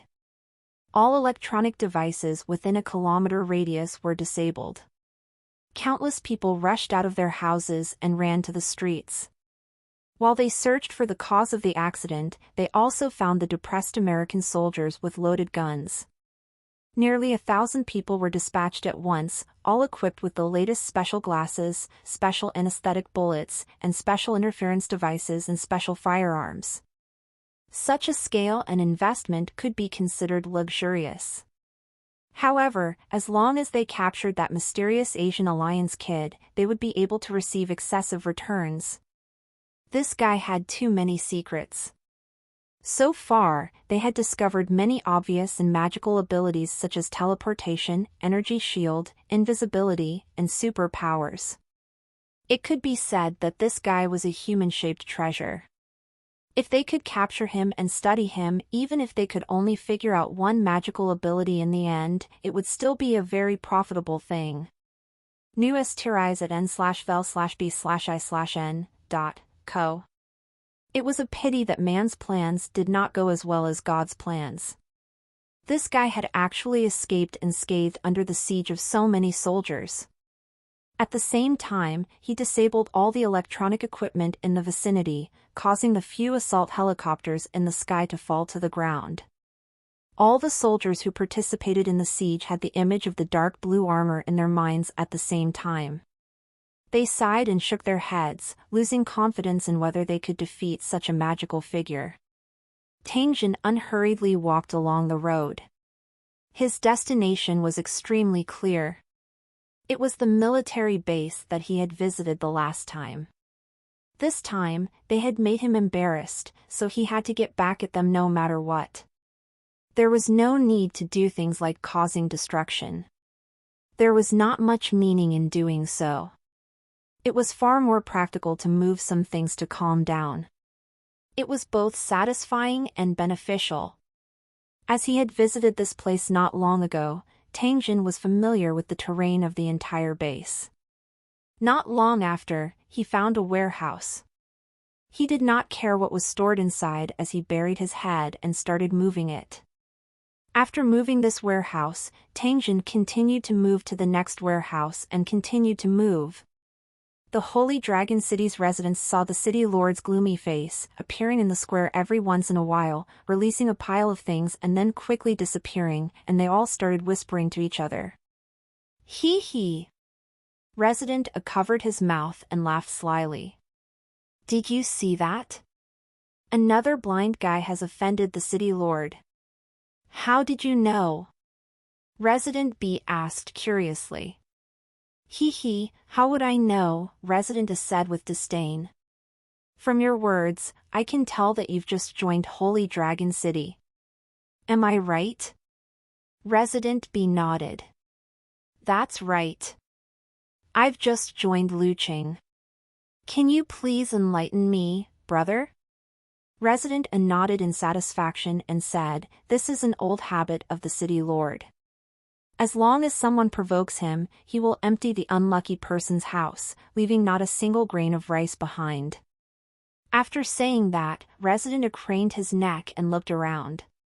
After making sure that no one was paying attention to him, he said carefully, He didn't even leave you a pair of underpants.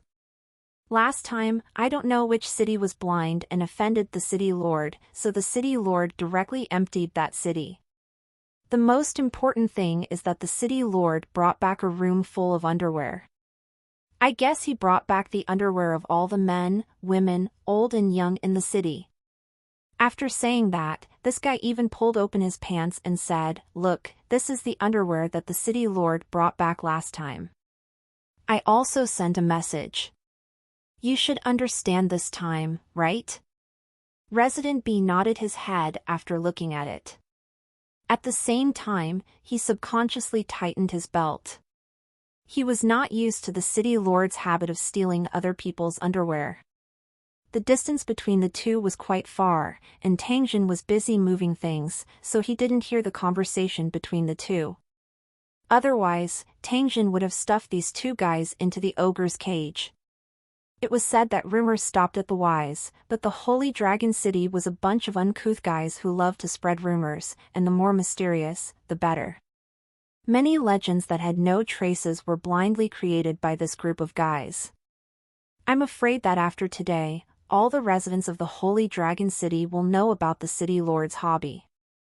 That is, if you offend him, he will steal all your family's underpants. The truth was that the last time Tangjin moved the containers from the dock, there was a box full of undergarments. After Murong Ziyan checked and put it into the warehouse, it was given out as welfare. Even Qianlong and Murong Ziyan didn't know about Tangjin's origins, so how would the ordinary citizens know about his secret? That was why they had to guess that Tangjin had emptied out the other people's buildings. At the same time, they also treated those underwear as the spoils of war that Tangjin had plundered. The pitiful Tangjin still did not know that he had inexplicably gained such an elegant good. Tangjin's operation this time around was to tell those fellows who had surrounded him that his father was right here. If they had the guts, come and catch him. Tangjin did not have a clear goal during the moving process. He basically moved everything he saw. Therefore, in less than half an hour, he was discovered by the soldiers in charge of patrolling. In an instant, the alarm rang out, and countless soldiers ran out of their rooms, looking around with blank faces, trying to figure out why the alarm had sounded. A middle-aged officer walked to an empty space with a face full of anger. He pointed at the empty ground and shouted, "Are you guys blind? Can't you see that the super light howitzer that was placed here has disappeared?" The soldiers turned around and gasped when they saw that the howitzer had disappeared. Oh my god, did these howitzers get the allspark and fly away? EAD new chapter S on no/v/e/ln.com. One of the soldiers muttered to himself, his eyes filled with disbelief. The other soldiers were also quite puzzled. Since the super light howitzer had been temporarily placed here, no one had touched it. It had been quietly placed there, so how could it have disappeared now? The officer looked at the soldiers' dumbfounded expressions. Although he was angry, he could do nothing about it. No one would have thought that someone would be able to steal a few howitzer that weighed at least a few tons in such a heavily guarded military base. This was simply a fantasy. But at this moment, this joke actually came true. Damn it, this is a provocation. A provocation without any scruples. He had to catch this audacious fellow and lock him up in a dark dungeon, never to be released for the rest of his life. The officer swore in his heart. At the same time, he gave the order to immediately seal off the surrounding area of the base. At the same time, he would conduct a thorough investigation of the entire base. He must not let these damned bandits off. What troubled times. The armory was just stolen not long ago, and now the super light howitzer has been destroyed. Could it be that this was all done by the same group? The officer's heart tightened for no reason as he thought of this. He immediately shouted to the soldiers beside him, "Quickly go and see if there are any other losses." In less than 5 minutes, a soldier came to report the losses. Looking at the long list of lost items, the middle-aged officer felt his vision go black and he fell to the ground. Damn it, are all the soldiers in the base sleepwalking? This bunch of stupid pigs, someone took away so many things in broad daylight and they actually knew nothing about it? This must be a dream, that's right, a dream. The middle-aged officer muttered to himself, but his expression became more and more depressed.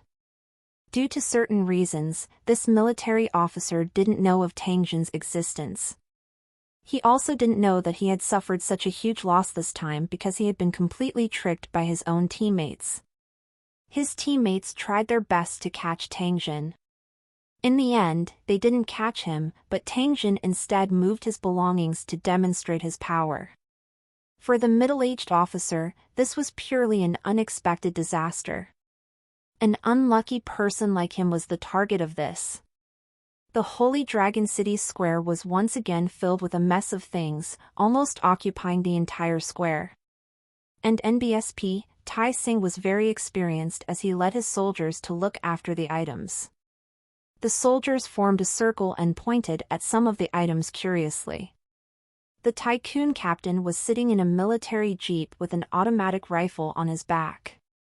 He kept touching it with a face full of joy.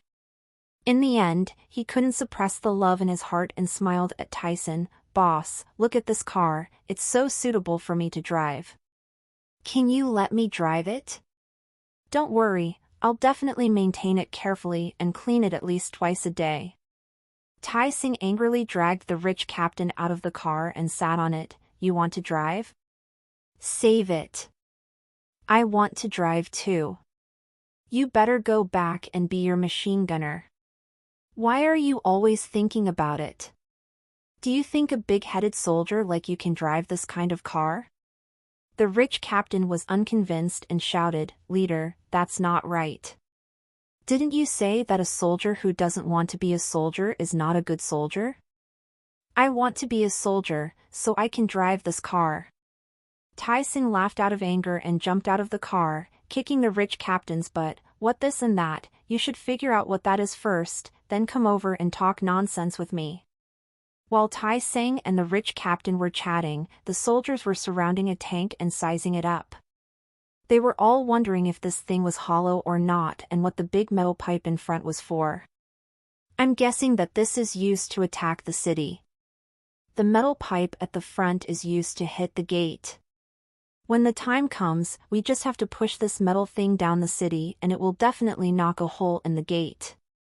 The bone cat rubbed its chin and said with certainty. Su Laojiu, who was standing at the side, laughed and said, "Don't talk nonsense here.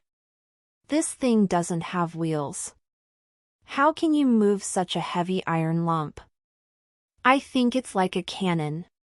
We'll place it on the wall, then stuff the shell into the metal pipe like the mortars we use, and then fire it with a bang." Hearing this, the soldier beside him said that it made sense. Su Laojiu was quite proud of himself, but at the same time, he didn't forget to look down on the bone cat. While everyone was talking and laughing, Tang Jin once again appeared in the Holy Dragon City's square. After releasing a pile of things, he didn't leave.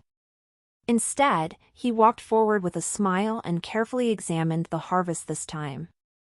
The more he looked, the more proud Tang Jin became. In the end, he could not help but burst out laughing. "Haha, Ying Luo actually got so many good things, won't her heart ache to death for those guys? You deserve it for scheming against me. If there's a next time, I'll move to another place and see who's the better one." After Tang Jin stopped laughing, he began to count his gains one by one. These cannons are called super light howitzers, and they can fire for dozens of kilometers. When I go back and check the distance between the undead's buildings, I'll use them as targets for practice. This thing is called a tank, not a mortar. Old Ninth, if you dare to stuff the grenade inside, I'll immediately hang you on the barrel. I haven't told you about the last time you stuffed 2 grenades into the barrel. Are you itching for a beating? Don't even think about getting this jeep. After I'm done with my fun, you can do whatever you want with it." The moon's curved moon illuminated the 9 provinces, where some were happy and some were sad. In the sacred Dragon Valley, Tang Jin led a group of subordinates and was happily holding a meeting to split the spoils. In the American base, the highest-ranking commander was in a rage. His face was as black as the bottom of a pot, and his subordinates kept quiet out of fear.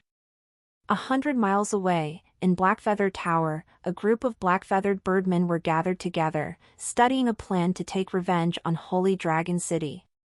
The last time Tangjin had come, not only had he caused countless deaths and injuries in Blackfeather City, he had also emptied out all of Blackfeather City's assets, causing the Lord of Blackfeather City to feel so much heartache that he could not sleep at night.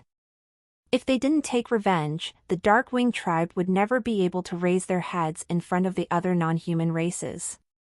But the problem was that the Holy Dragon City's assault helicopters were too powerful. More than half of the Blackwing Birdmen's warriors had died at the hands of these things. When they thought of the terrifying power of the assault helicopters, these Blackwing Birdmen still had a lingering fear. After researching for a long time, they still could not come up with a satisfactory revenge plan. The Holy Dragon City's powerful strength left the higher-ups of the black-feathered birdmen at a loss. After a long silence, an old birdman suggested, "Why don't we kill him with a borrowed knife?" The governor of Blackfeather City immediately asked, "Killing with a borrowed knife? What does this mean?" The governor of Blackfeather City had always valued the old birdman who spoke. It was said that when this old man was young, he had been to a place thousands of miles away and had seen countless strange things. If one were to say who had the most knowledge in the entire Blackfeather Tower, if the old bird claimed to be second, then no bird would dare to claim to be first. EAD new chapter S on no/v/e/ln.com.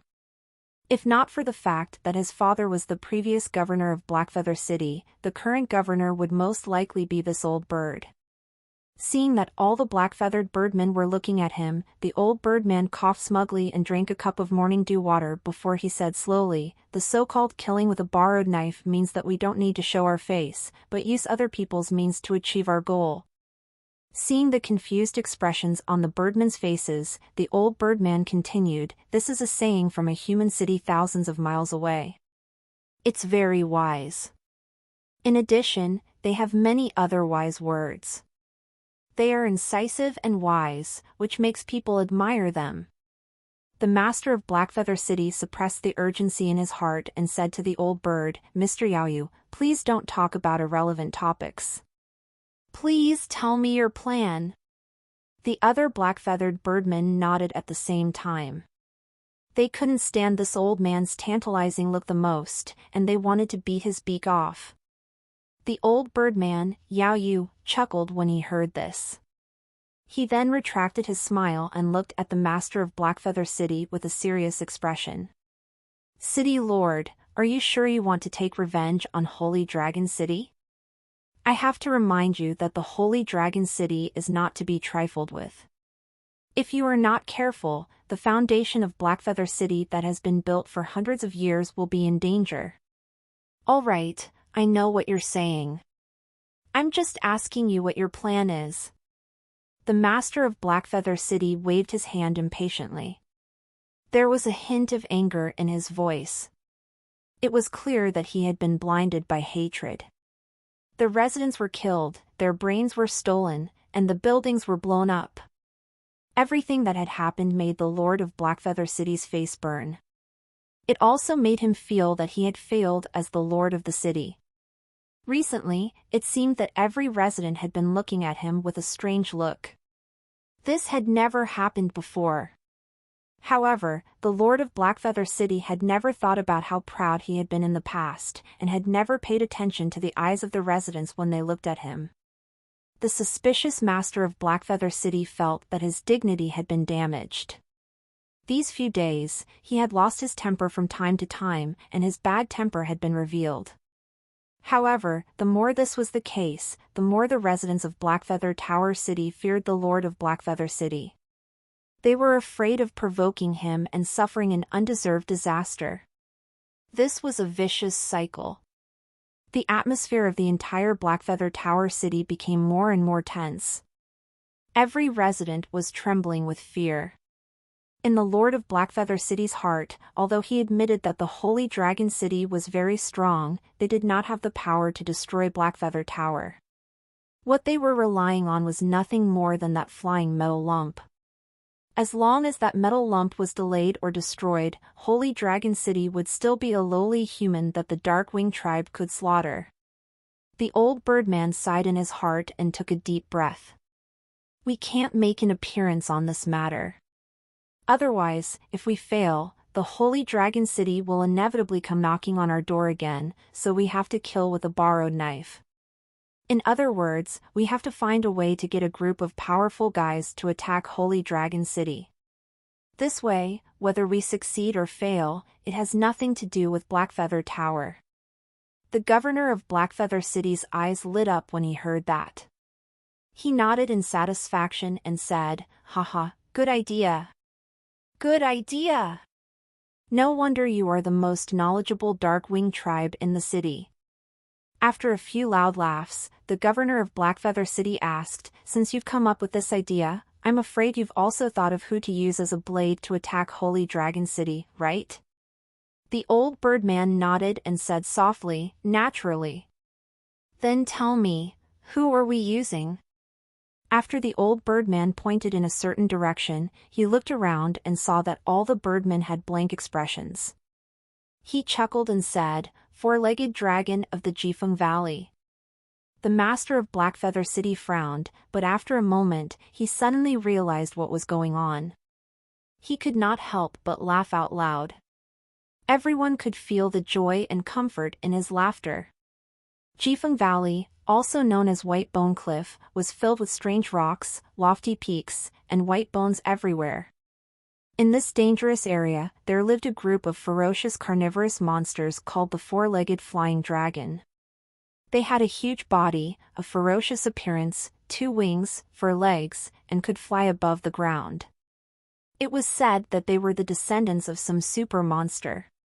Although they were called monsters, these four-legged wyverns were very different from ordinary monsters. They were a strange creature that was in between alien races and monsters.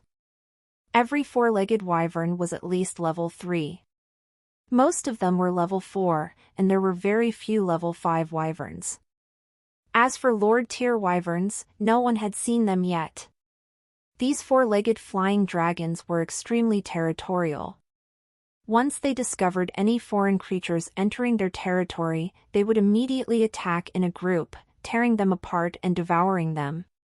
After a long time, the ground of Jifeng Valley was covered with white bones and brains, as well as the remains and relics of various races. It could be said to be a true treasure vault. In the past, there were often wanderers and foreign races who would take risks and sneak in, trying to collect the brains and relics on the ground in search of an opportunity to get rich overnight. But most of the time, these adventurers never returned. Without realizing it, the Gale Valley had become a forbidden area, and wanderers and foreign races who passed by would try their best to avoid this place. However, today, Jifeng Valley was in chaos. A female dragon that had just returned to her nest had just discovered that she had lost 4 of her precious dragon eggs. The furious female dragon immediately roared and flew into the sky. She kept roaring along the path of Gale Valley, as if she was summoning a lost precious dragon egg. As the female dragon roared, more four-legged wyverns quickly flew into the sky and joined the search. These four-legged flying dragons hovered in the sky above Jifeng Valley, covering the sky and casting a large shadow on the ground. The female dragon circled around for a while. Suddenly, as if it had sensed something, it flew in a certain direction as if it had gone mad. When the other four-legged flying dragons saw this, they immediately chased after the female four-legged flying dragon.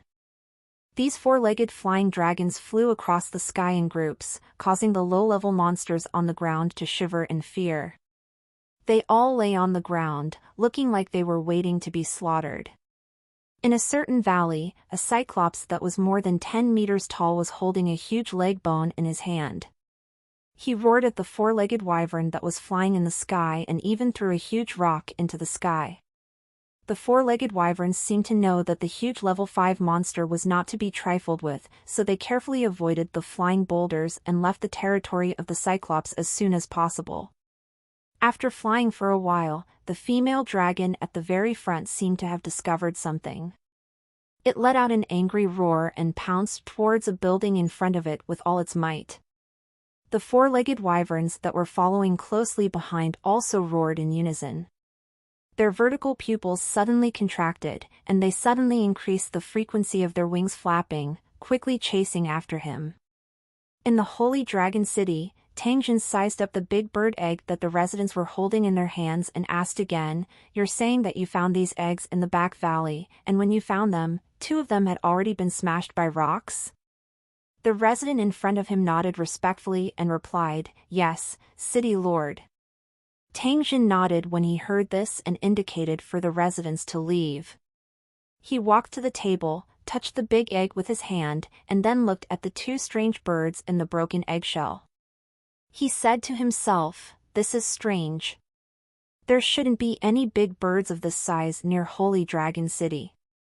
But where did these 4 eggs come from?"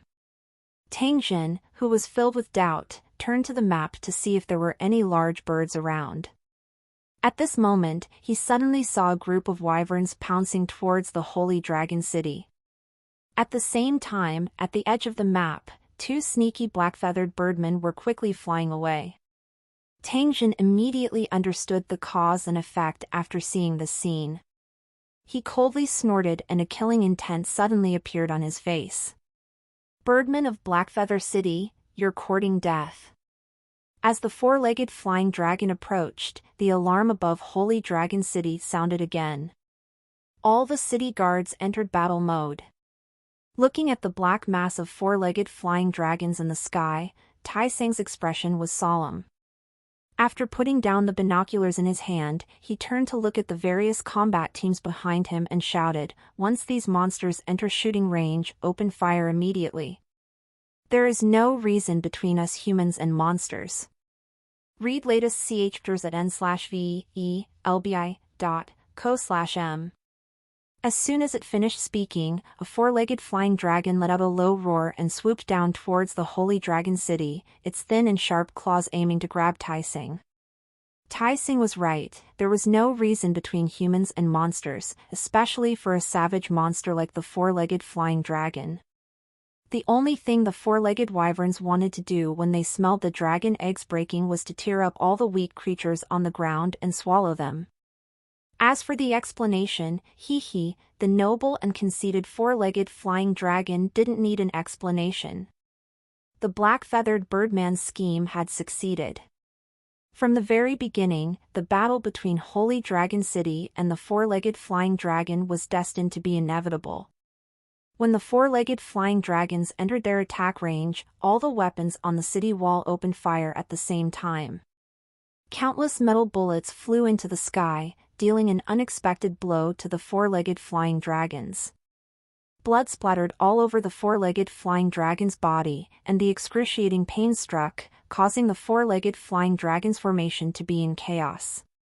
A few unlucky 4-legged flying dragons were hit in the eye sockets and other vital parts by the anti-aircraft machine gun bullets. After wailing, their huge bodies fell down with the wind. They crashed into the ground of the city wall, leaving long trails of blood. They even knocked down a few Holy Dragon City soldiers who could not dodge in time. After struggling for a while, the 4-legged flying dragons collapsed on the city wall and never moved again. A rocket missile flew up from the city wall, leaving a trail of green smoke behind it. It hit the chest of a 4-legged flying dragon, blasting a terrifying bloody hole more than a meter wide in its chest. The 4-legged flying dragon didn't even let out a wail before it fell to the bottom of the city wall and became a pile of rotten meat. The rest of the wyverns were not in a good state either. Because of the dense barrage of bullets, all of the wyverns were covered in blood. Many large-caliber bullets had bitten into their bodies, leaving bull-sized wounds. Blood was constantly spurting out of these wounds. A few 4-legged flying dragons broke through the blockade of bullets and landed on the Holy Dragon City with their bloody bodies. They roared in anger, waving their wings and sharp claws. Their huge mouths full of sharp teeth were biting everywhere, trying to bite the Holy Dragon City soldiers who were shooting at them into pieces. However, before they could show their brutal nature, a group of cultivators from the Holy Dragon City surrounded them and shot a dozen scorpion stingers at the four-legged flying dragons. The sharp poisonous thorns almost pierced through their skulls, and the rapidly spreading venom made them feel dizzy. A few energy bombs from the scorpions' mouths blasted the wyvern's neck. With a miserable howl, the wyvern's neck was blown into a bloody mess. Its white neck bones were exposed to the air, and blood spurted out like a fountain. In the blink of an eye, the four-legged flying dragons were completely killed by the cultivator team. Their huge corpses were scattered on the wide passage on the city wall. On the city wall not far away, Tyson threw away his rifle and was holding an alloy sword, fighting a huge male four-legged flying dragon. And NBSP, after using the techniques of a cultivator, Tyson became extremely fierce. He waved his dark alloy sword like a matchstick, leaving terrifying wounds on the four-legged flying dragon's body. Its skin and flesh rolled up and its bones were exposed. The four-legged wyvern roared in pain and kept jumping and biting, trying to kill the lowly creature that brought great pain to it. But no matter how hard it tried, it couldn't hurt the damn lowly creature. Instead, it was slashed by it one after another. There was more and more sticky blood on the ground, and the four-legged flying dragon knew that it was all its own blood. It felt weak, and if it did not kill the other party quickly or escape from this place, it was likely to die. With their noble bloodlines, they had intelligence that ordinary monsters rarely had in the sky, so the unfavorable situation in front of them made it a little afraid. Rolling its huge eyes, the four-legged flying dragon charged forward. It looked as if it was pouncing toward Tyson, but in reality, it was using the force of its pounce to flap its wings and fly up from the ground. Bastard, don't even think about running. Die. Tyson let out a furious roar and jumped up into the air. He slashed out with his alloy sword, but it just so happened to cut into the vital part of the four-legged flying dragon's abdomen that it had been carefully defending. Pfft! More than half of the alloy sword had cut into the four-legged flying dragon's abdomen. With a crash, the four-legged flying dragon wailed in pain. A large mass of intestines and dirty blood fell out of the huge wound and drooped to the ground. The four-legged flying dragon dragged tens of meters of intestines and flew for less than 100 meters before it fell headfirst under the Holy Dragon City's walls. Tyson wiped off the dirty blood on his face and laughed out loud. The leader is mighty. The Holy Dragon City's soldiers cheered in unison, causing Tyson to feel extremely proud. As soon as Tyson killed a four-legged flying dragon, the battle between the 1,000 dragons was also in full swing. A huge four-legged flying dragon was pinned down by the 1,000 dragons. His body was like a ghost, constantly moving around the four-legged flying dragon at a dazzling speed. His speed was getting faster and faster, but the four-legged flying dragon's movements were getting slower and slower. A minute later, the 1,000 dragons suddenly left the four-legged flying dragon's body and crossed its arms in a relaxed manner. Just as the spectators were confused, the four-legged flying dragon that was attacked by the 1,000 dragons suddenly let out a miserable howl.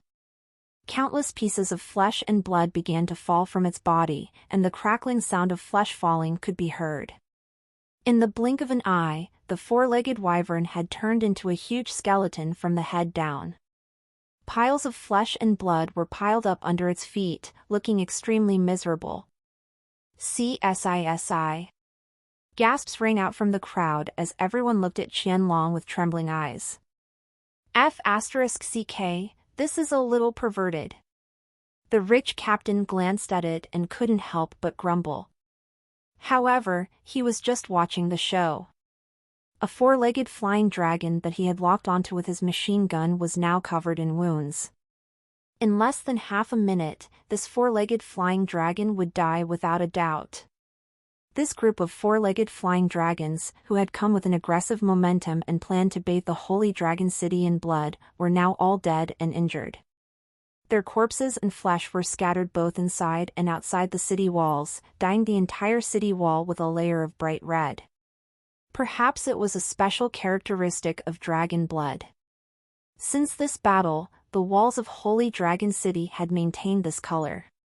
No matter how the wind and rain hit, the color had not faded at all. In front of the Holy Dragon City, a female four-legged flying dragon covered in blood and bullet marks fell to the ground, already in a state of death. Tang Jin stood in the plaza and silently looked at the female four-legged flying dragon in front of him. After thinking for a moment, he placed 2 complete dragon eggs in front of it. After seeing the dragon egg in front of her, the female four-legged flying dragon's huge eyes moved and let out a sorrowful cry. It stared at the dragon egg for a moment before looking at Tang Jin. From its eyes, Tang Jin seemed to have seen a trace of pleading. "Don't worry, I'll take good care of these 2 dragon eggs and hatch them. Also, I didn't take your dragon egg.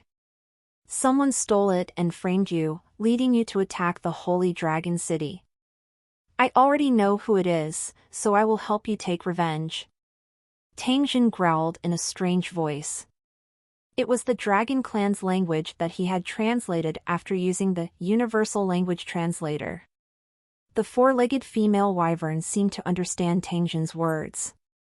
It opened its mouth twice as if it wanted to say something, but in the end, it didn't utter a single word. After struggling for a while, it completely stopped moving. From the beginning to the end, the female four-legged flying dragon's gaze never left the 2 dragon eggs placed together. After the great battle, the Holy Dragon City walls were filled with wolves everywhere. The residents came to the city wall to help clean up the battlefield. They used mud and water to dispose of the fishy dragon's blood, and then loaded it into a truck and piled it up in an open space in the back valley. According to a resident, the soil that contained dragon blood was very rare. Many precious medicinal herbs grew on this soil, so it must not be wasted. The four-legged flying dragon's body was transported under the mother tree, and then its skin and bones were peeled off, and the minced meat and internal organs were thrown to the mother tree as snacks. The injured Holy Dragon City soldiers had all been properly treated. Fortunately, they were only lightly injured and would recover after a period of rest.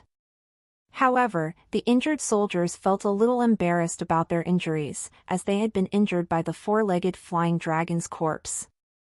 Compared to the wounds they had gotten from fighting, this kind of injury seemed a little ridiculous, so the injured soldiers felt that their self-esteem had been hurt. As it turned out, these guys were overthinking things. After being lectured by Tai Seng, they also started to smile. Tang Jin kept the 2 dragon eggs properly and checked the cleaning progress of the battlefield. He then said to Tai Seng and Qianlong who were behind him, the four-legged flying dragon's attack this time was completely framed by the black-feathered birdman. They brought the four-legged flying dragon's eggs to the Holy Dragon City, then broke 2 of the eggs, which caused the four-legged flying dragon to go crazy and attack the Holy Dragon City. That's why the black-feathered birds are the main culprits. When Qianlong and Tai Seng heard this, they immediately cursed in unison before raising their heads to look at Tang Jin. "City Lord, this black-feathered birdman is really hateful. He actually dared to plot against Holy Dragon City. Are we just going to let this matter go?" The 2 of them were very familiar with Tang Jin's character. He had always been someone who would return the favor 10 feet back to the person who showed him an inch of respect.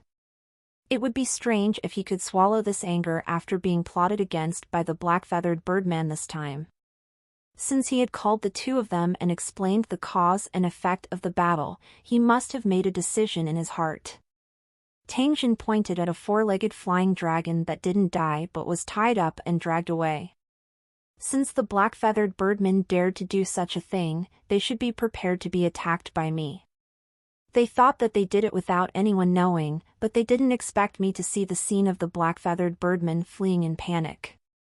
After speaking up to this point, Tang Jin's face was filled with ridicule as he coldly said, "Although my Holy Dragon City doesn't have many people, in terms of combat power, I dare say that Holy Dragon City is definitely not inferior to any of the nearby cities." This black-feathered birdman dared to mess with the Taisui's head, which is no different from digging their own grave. Since they are seeking death, I don't mind burying them with my own hands." After he said this, Tang Jin's expression turned serious as he ordered the two people in front of him. "I've decided to set off tomorrow morning. We're going to attack Blackfeather Tower. All the war chariots will be deployed. Except for the necessary city guards, all the other combat personnel will join the battle. Do you understand?" Hearing this, Qianlong and Tai Xing were extremely excited as they lightly punched their chests and half knelt on the ground. "This subordinate will do as you command. City Lord is going to war, and it's a city of a foreign race." This was the first time the Holy Dragon City was attacking a foreign city.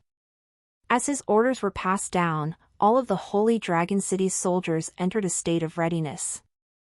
They excitedly adjusted their war chariots, carried their ammunition, and maintained all their equipment. The hatred and humiliation they felt towards the foreign races made the Holy Dragon City soldiers hold their breath. They looked forward to the early arrival of the next day so that they could have a good battle with the black-feathered birdmen. In Holy Dragon City, participating in battles was the best way to obtain wealth and merit points. He believed that it would not take long for these Holy Dragon City soldiers to have the opportunity to be promoted to high-level residents. Upto.dfrm no/v/e/lb/i n.co/m. The night quietly passed as everyone waited in anticipation. The warm sun shone on the increasingly beautiful Sacred Dragon Valley, and the air was filled with a peaceful atmosphere. In the square of the Sacred Dragon Valley, the fully armed soldiers were in high spirits. They stood beside the war chariots of their respective groups and waited for Tang Jin's orders. Tang Jin was wearing a set of demonic soldier armor and a black cloak. He stood firmly on a military jeep while Tai Xing stood beside the jeep. He glanced at the Holy Dragon City's warriors, who were filled with anticipation. After smiling, he loudly said, "Ever since the Holy Dragon City was established, we have never shown weakness to any enemy. This is because we have the ability to look down on all heroes and not lose to any force. The monsters in the wilderness, the Kobold Army, the Undead Army, the Black-Feathered Birdmen, and the Four-Legged Flying Dragon were all once hostile to the Holy Dragon City. Now, they were buried in the ground in front of the Holy Dragon City forever. This was the proof of the Holy Dragon City's martial power. 100,000 enemies were annihilated in the snap of a finger. With this, my Holy Dragon City dares to dominate a region. Who would dare to be unconvinced?" Now, the black-feathered birdmen are using the tactic of killing with a borrowed knife to lure the four-legged flying dragon to Holy Dragon City. They are trying to slaughter the residents of Holy Dragon City so that they can reap the benefits.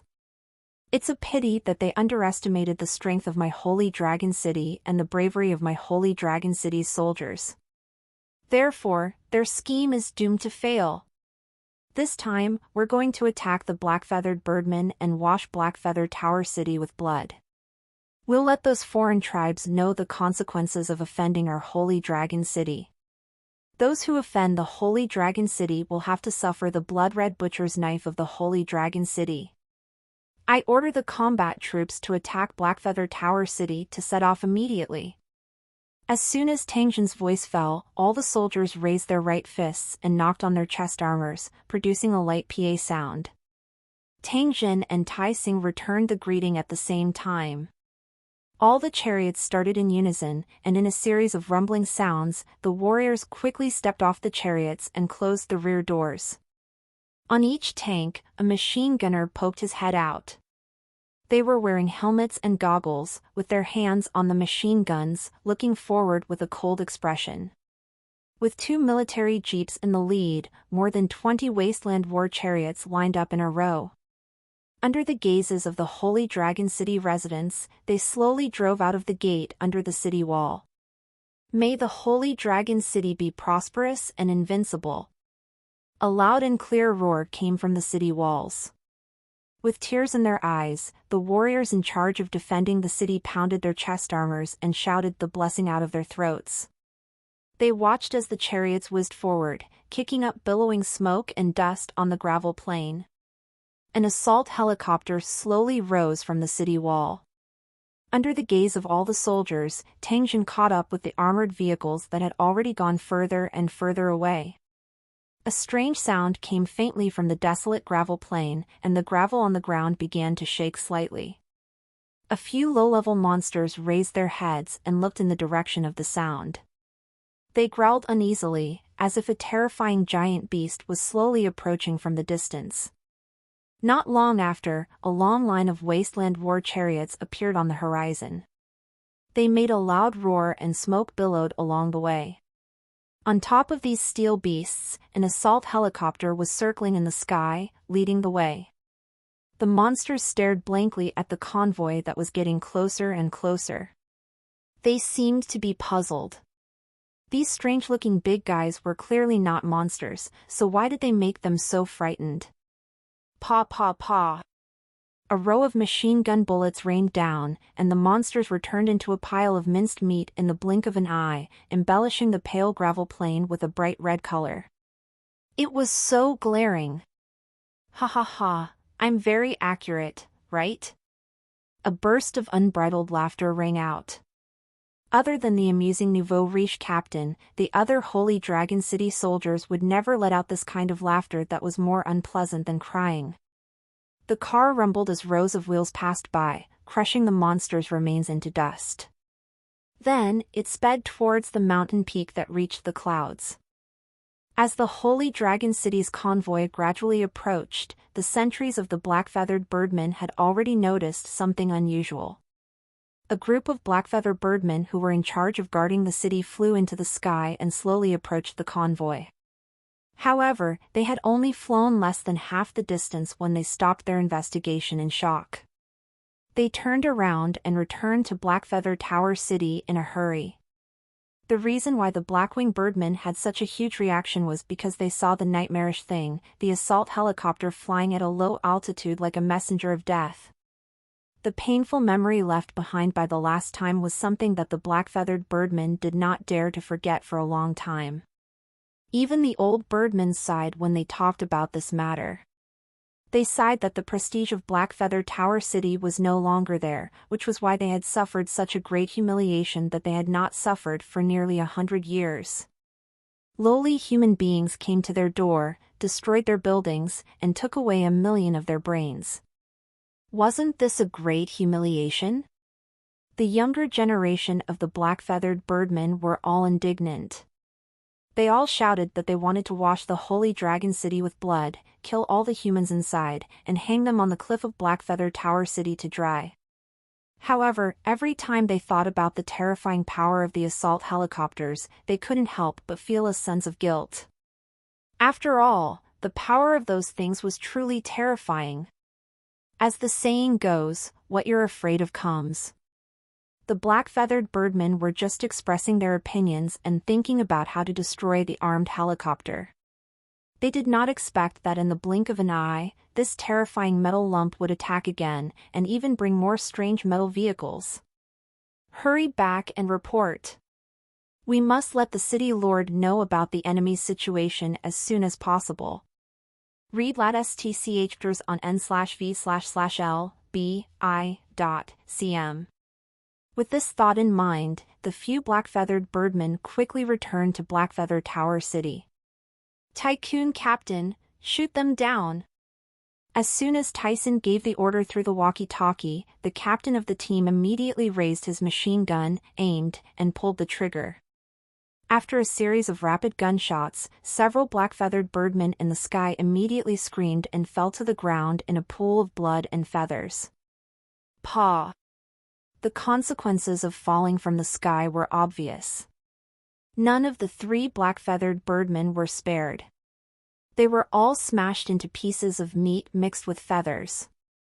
No warrior paid any attention to the 3 unlucky black-feathered birdmen. The chariot ran over their remains, leaving a trail of blood. Compared to the other black-feathered birdmen, these 3 guys had only left 1 step earlier. If they harbored any resentment, they could go to their city lord. It was because of his obstinacy that led to today's situation. Less than 1 kilometer away from Blackfeather Tower, all the chariots were arranged in a line. Warriors jumped off the chariots with shields in their hands and put them on the ground, forming a metal barrier. The soldiers had their backs against the chariots as cover, their weapons loaded and waiting for the order to open fire. The machine gunners and mortar gunners were also ready, staring at the Tower of Black Feathers with hostility. In addition, a super light howitzer was also carried down from the vehicle by several Holy Dragon City cultivators. Several Holy Dragon City warriors who had just received training were carrying cannonballs and aiming the muzzle at the entrance of Blackfeather Tower. When everything was ready, Tang Jin issued an order. The super light howitzer immediately roared and a large caliber grenade was launched. Boom! More than a dozen Blackfeather birdmen who were hiding at the entrance of the cave were blown away by the cannonballs. The collapsed gravel buried the entrance. At the same time, nearly 1,000 Blackfeather birdmen flew out from countless entrances, forming a dark cloud above Blackfeather Tower. They hovered in the air for a moment before swarming toward the Holy Dragon City's convoy. Tang Jin's eyes narrowed as he looked at the black-feathered birdmen in the sky who were holding javelins and rocks. He then gave the order to attack. All the weapons fired at the same time. The different firing sounds mixed together to form the most terrifying war drum of death. The hot metal bullets sealed the entire sky in an instant and enveloped countless black-feathered birdmen. The sky above their heads immediately turned blood red. Countless black-feathered birdmen screamed in pain. After their bodies were hit by the bullets, their black feathers flew in all directions, filling the entire sky. In the process of falling, these black feathers were soaked by the blood that fell like a rain, turning into a strange color, and fell on the ground full of gravel. Pai Li Pa La. Like a swarm of bees being roasted by poisonous smoke, these black-feathered birdmen kept falling to the ground. Soon, the ground was covered with them. Then, the falling black-feathered birdmen smashed into the bodies of their clansmen. Although they did not die from the fall, the gunshot wounds on their bodies were enough to kill them. The black-feathered birdmen had only charged out for a few dozen meters, but they had already lost a third of their men. It was a heavy loss. The master of Blackfeather City, who was hiding at the back, felt his heart bleeding. He shouted with all his might, "Damn you, human! You have gone back on your word. After taking away all our savings, you have come to attack our city and kill our people. Are all you humans so despicable?" The master of Blackfeather City's roar was like a cry, causing the panicking Blackfeather birdmen to feel the same way. As they dodged, they all glared at the ground, cursing the lowly humans for their shameless behavior. The black-feathered birdman's hatred towards the human race grew even stronger. He swore in his heart that he would kill any human he saw in the future. Therefore, the hatred between the human race and the alien race could never be reconciled. Once they fought, it would be a life-and-death battle. Tang Jin did not even care about the governor's roar. As soon as he finished speaking, Tang Jin activated the cannon on the military helicopter and began to chase after the governor of Blackfeather City.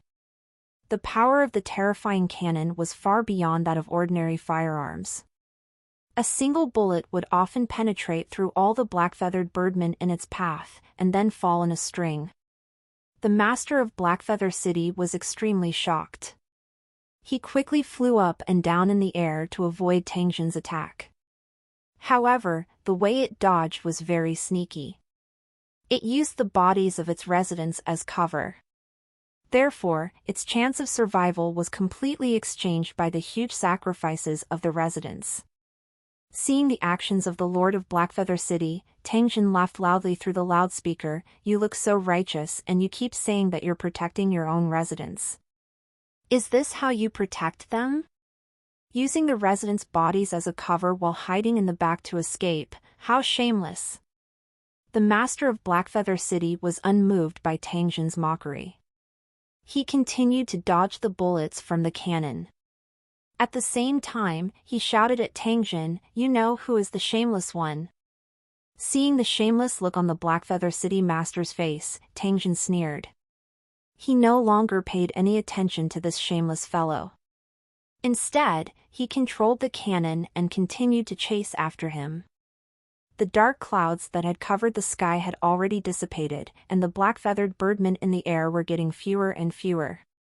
There were still some brave warriors among the black-feather birdmen. After they rushed through the rain of bullets, they were covered in blood. They threw the javelins and gravel in their hands at the Holy Dragon City's troops, but they were soon shot down by the whistling bullets.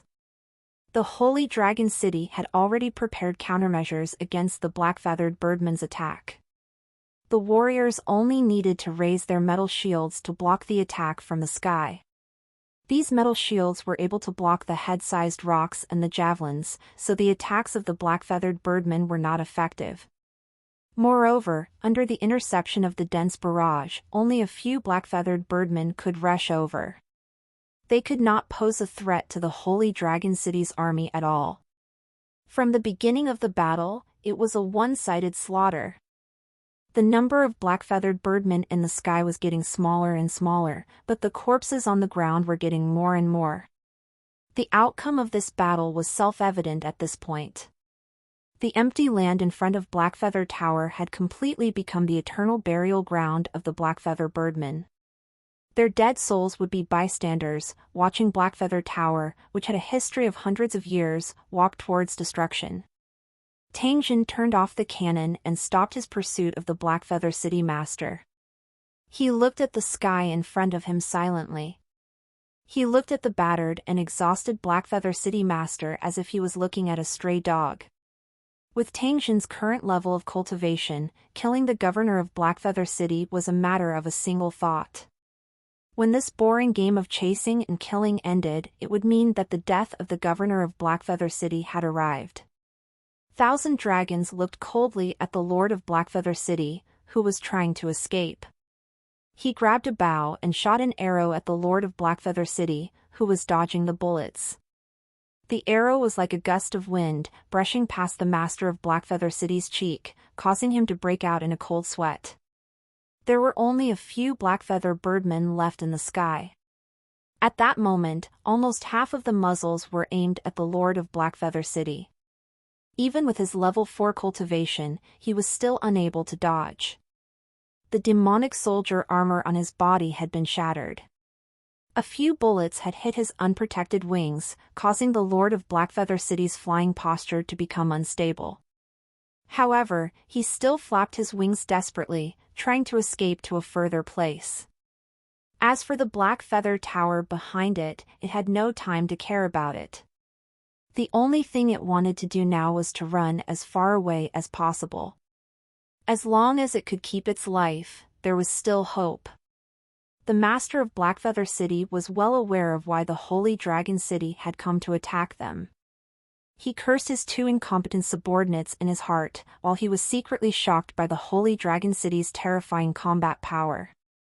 Yesterday, when the 4-legged flying dragons attacked Holy Dragon City, he had hidden in the distance and witnessed a large group of 4-legged flying dragons flying across the sky. Such a terrifying lineup made the Lord of Blackfeather City, who was a sky race, secretly shocked. If Blackfeather Tower City encountered these 4-legged flying dragons, it would probably suffer heavy casualties, and the tower might even be destroyed. Originally, they thought that the Holy Dragon City would suffer a heavy blow, or even be razed to the ground by the 4-legged flying dragon. However, they did not expect that after only one day, the Holy Dragon City's army would come over aggressively and kill almost all the residents of the city. The master of Blackfeather City had thought that Holy Dragon City was a porcupine, and that he could do whatever he wanted to it after peeling off its skin. Unfortunately, the master of Blackfeather City had made a mistake. The Holy Dragon City was not a porcupine, but an evil spirit with a painted skin. Anyone who dared to lift its skin and provoke it would be swallowed whole. It seemed that he had been wrong this time. Because of his vanity, he had destroyed the city of Blackfeather Tower that had been passed down for hundreds of years.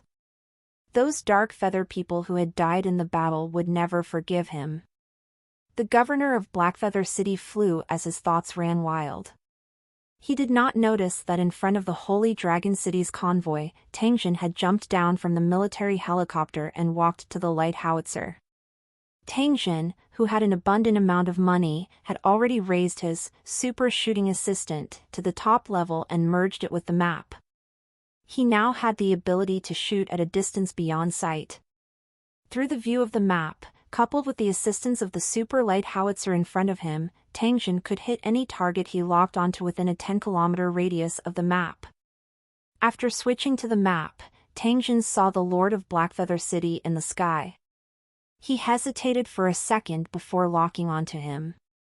As long as he fired this cannonball, it would mean that the Blackfeather Tower City with hundreds of years of history would be completely destroyed. Tangjin was very clear that in the future, the Holy Dragon City would be the only ruler of this land. It was time for old forces like Blackfeather Tower City to leave. A new era was about to begin. Boom!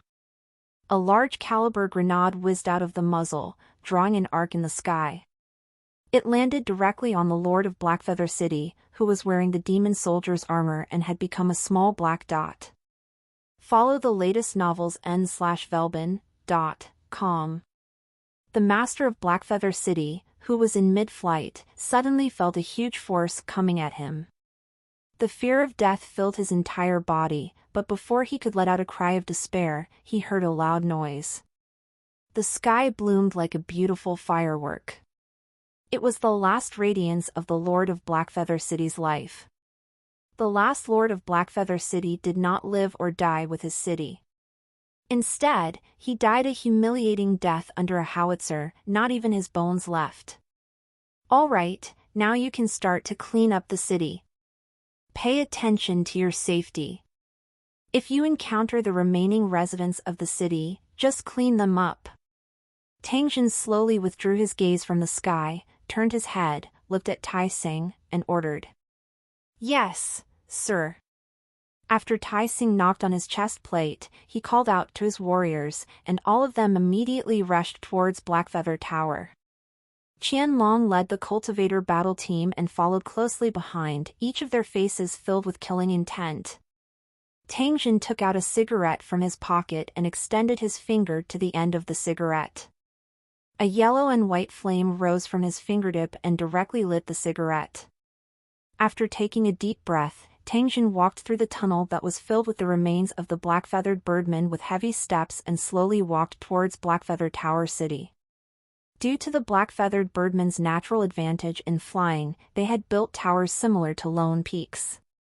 It was extremely difficult for the races on the ground to reach the top of the towers. However, this matter was not difficult for Tangjin. With the activation of the Terrain Transformation plugin, a long and wide sloping passage appeared under Blackfeather Tower, which was nearly 300 meters high. The Holy Dragon City soldiers who had just arrived directly stepped on the ramp and rushed up. As they ran along this godly slope, the confidence of the Holy Dragon City's soldiers exploded once again. Their respect for Tangjin increased day by day. With Tangjin's attack, Blackfeather Tower City no longer had any natural barriers to rely on. Destruction was only a matter of time. A few minutes after the Holy Dragon City's soldiers charged into Blackfeather Tower, Tangjin slowly walked up the ramp. He looked at the Blackfeather birdmen who flew out of the caves in a panic and were shot down one by the machine gunners who rushed over. His face remained expressionless.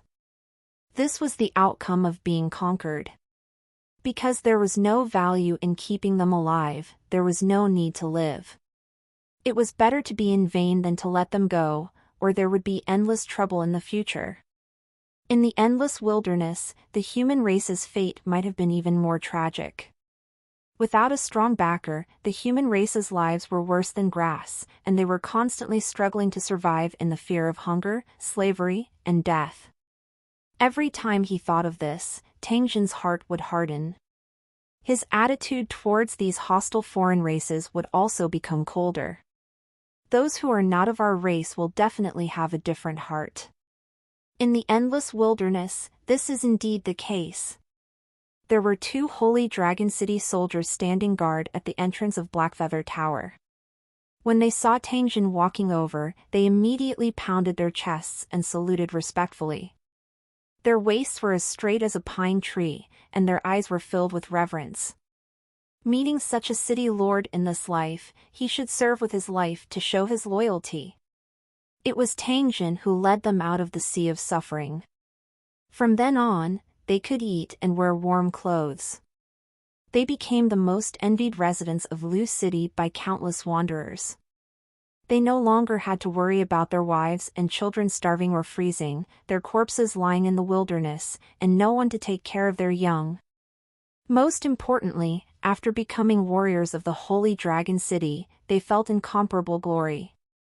Those foreign races who used to run amok and insult humans without restraint had now become skeletons in front of the Holy Dragon City.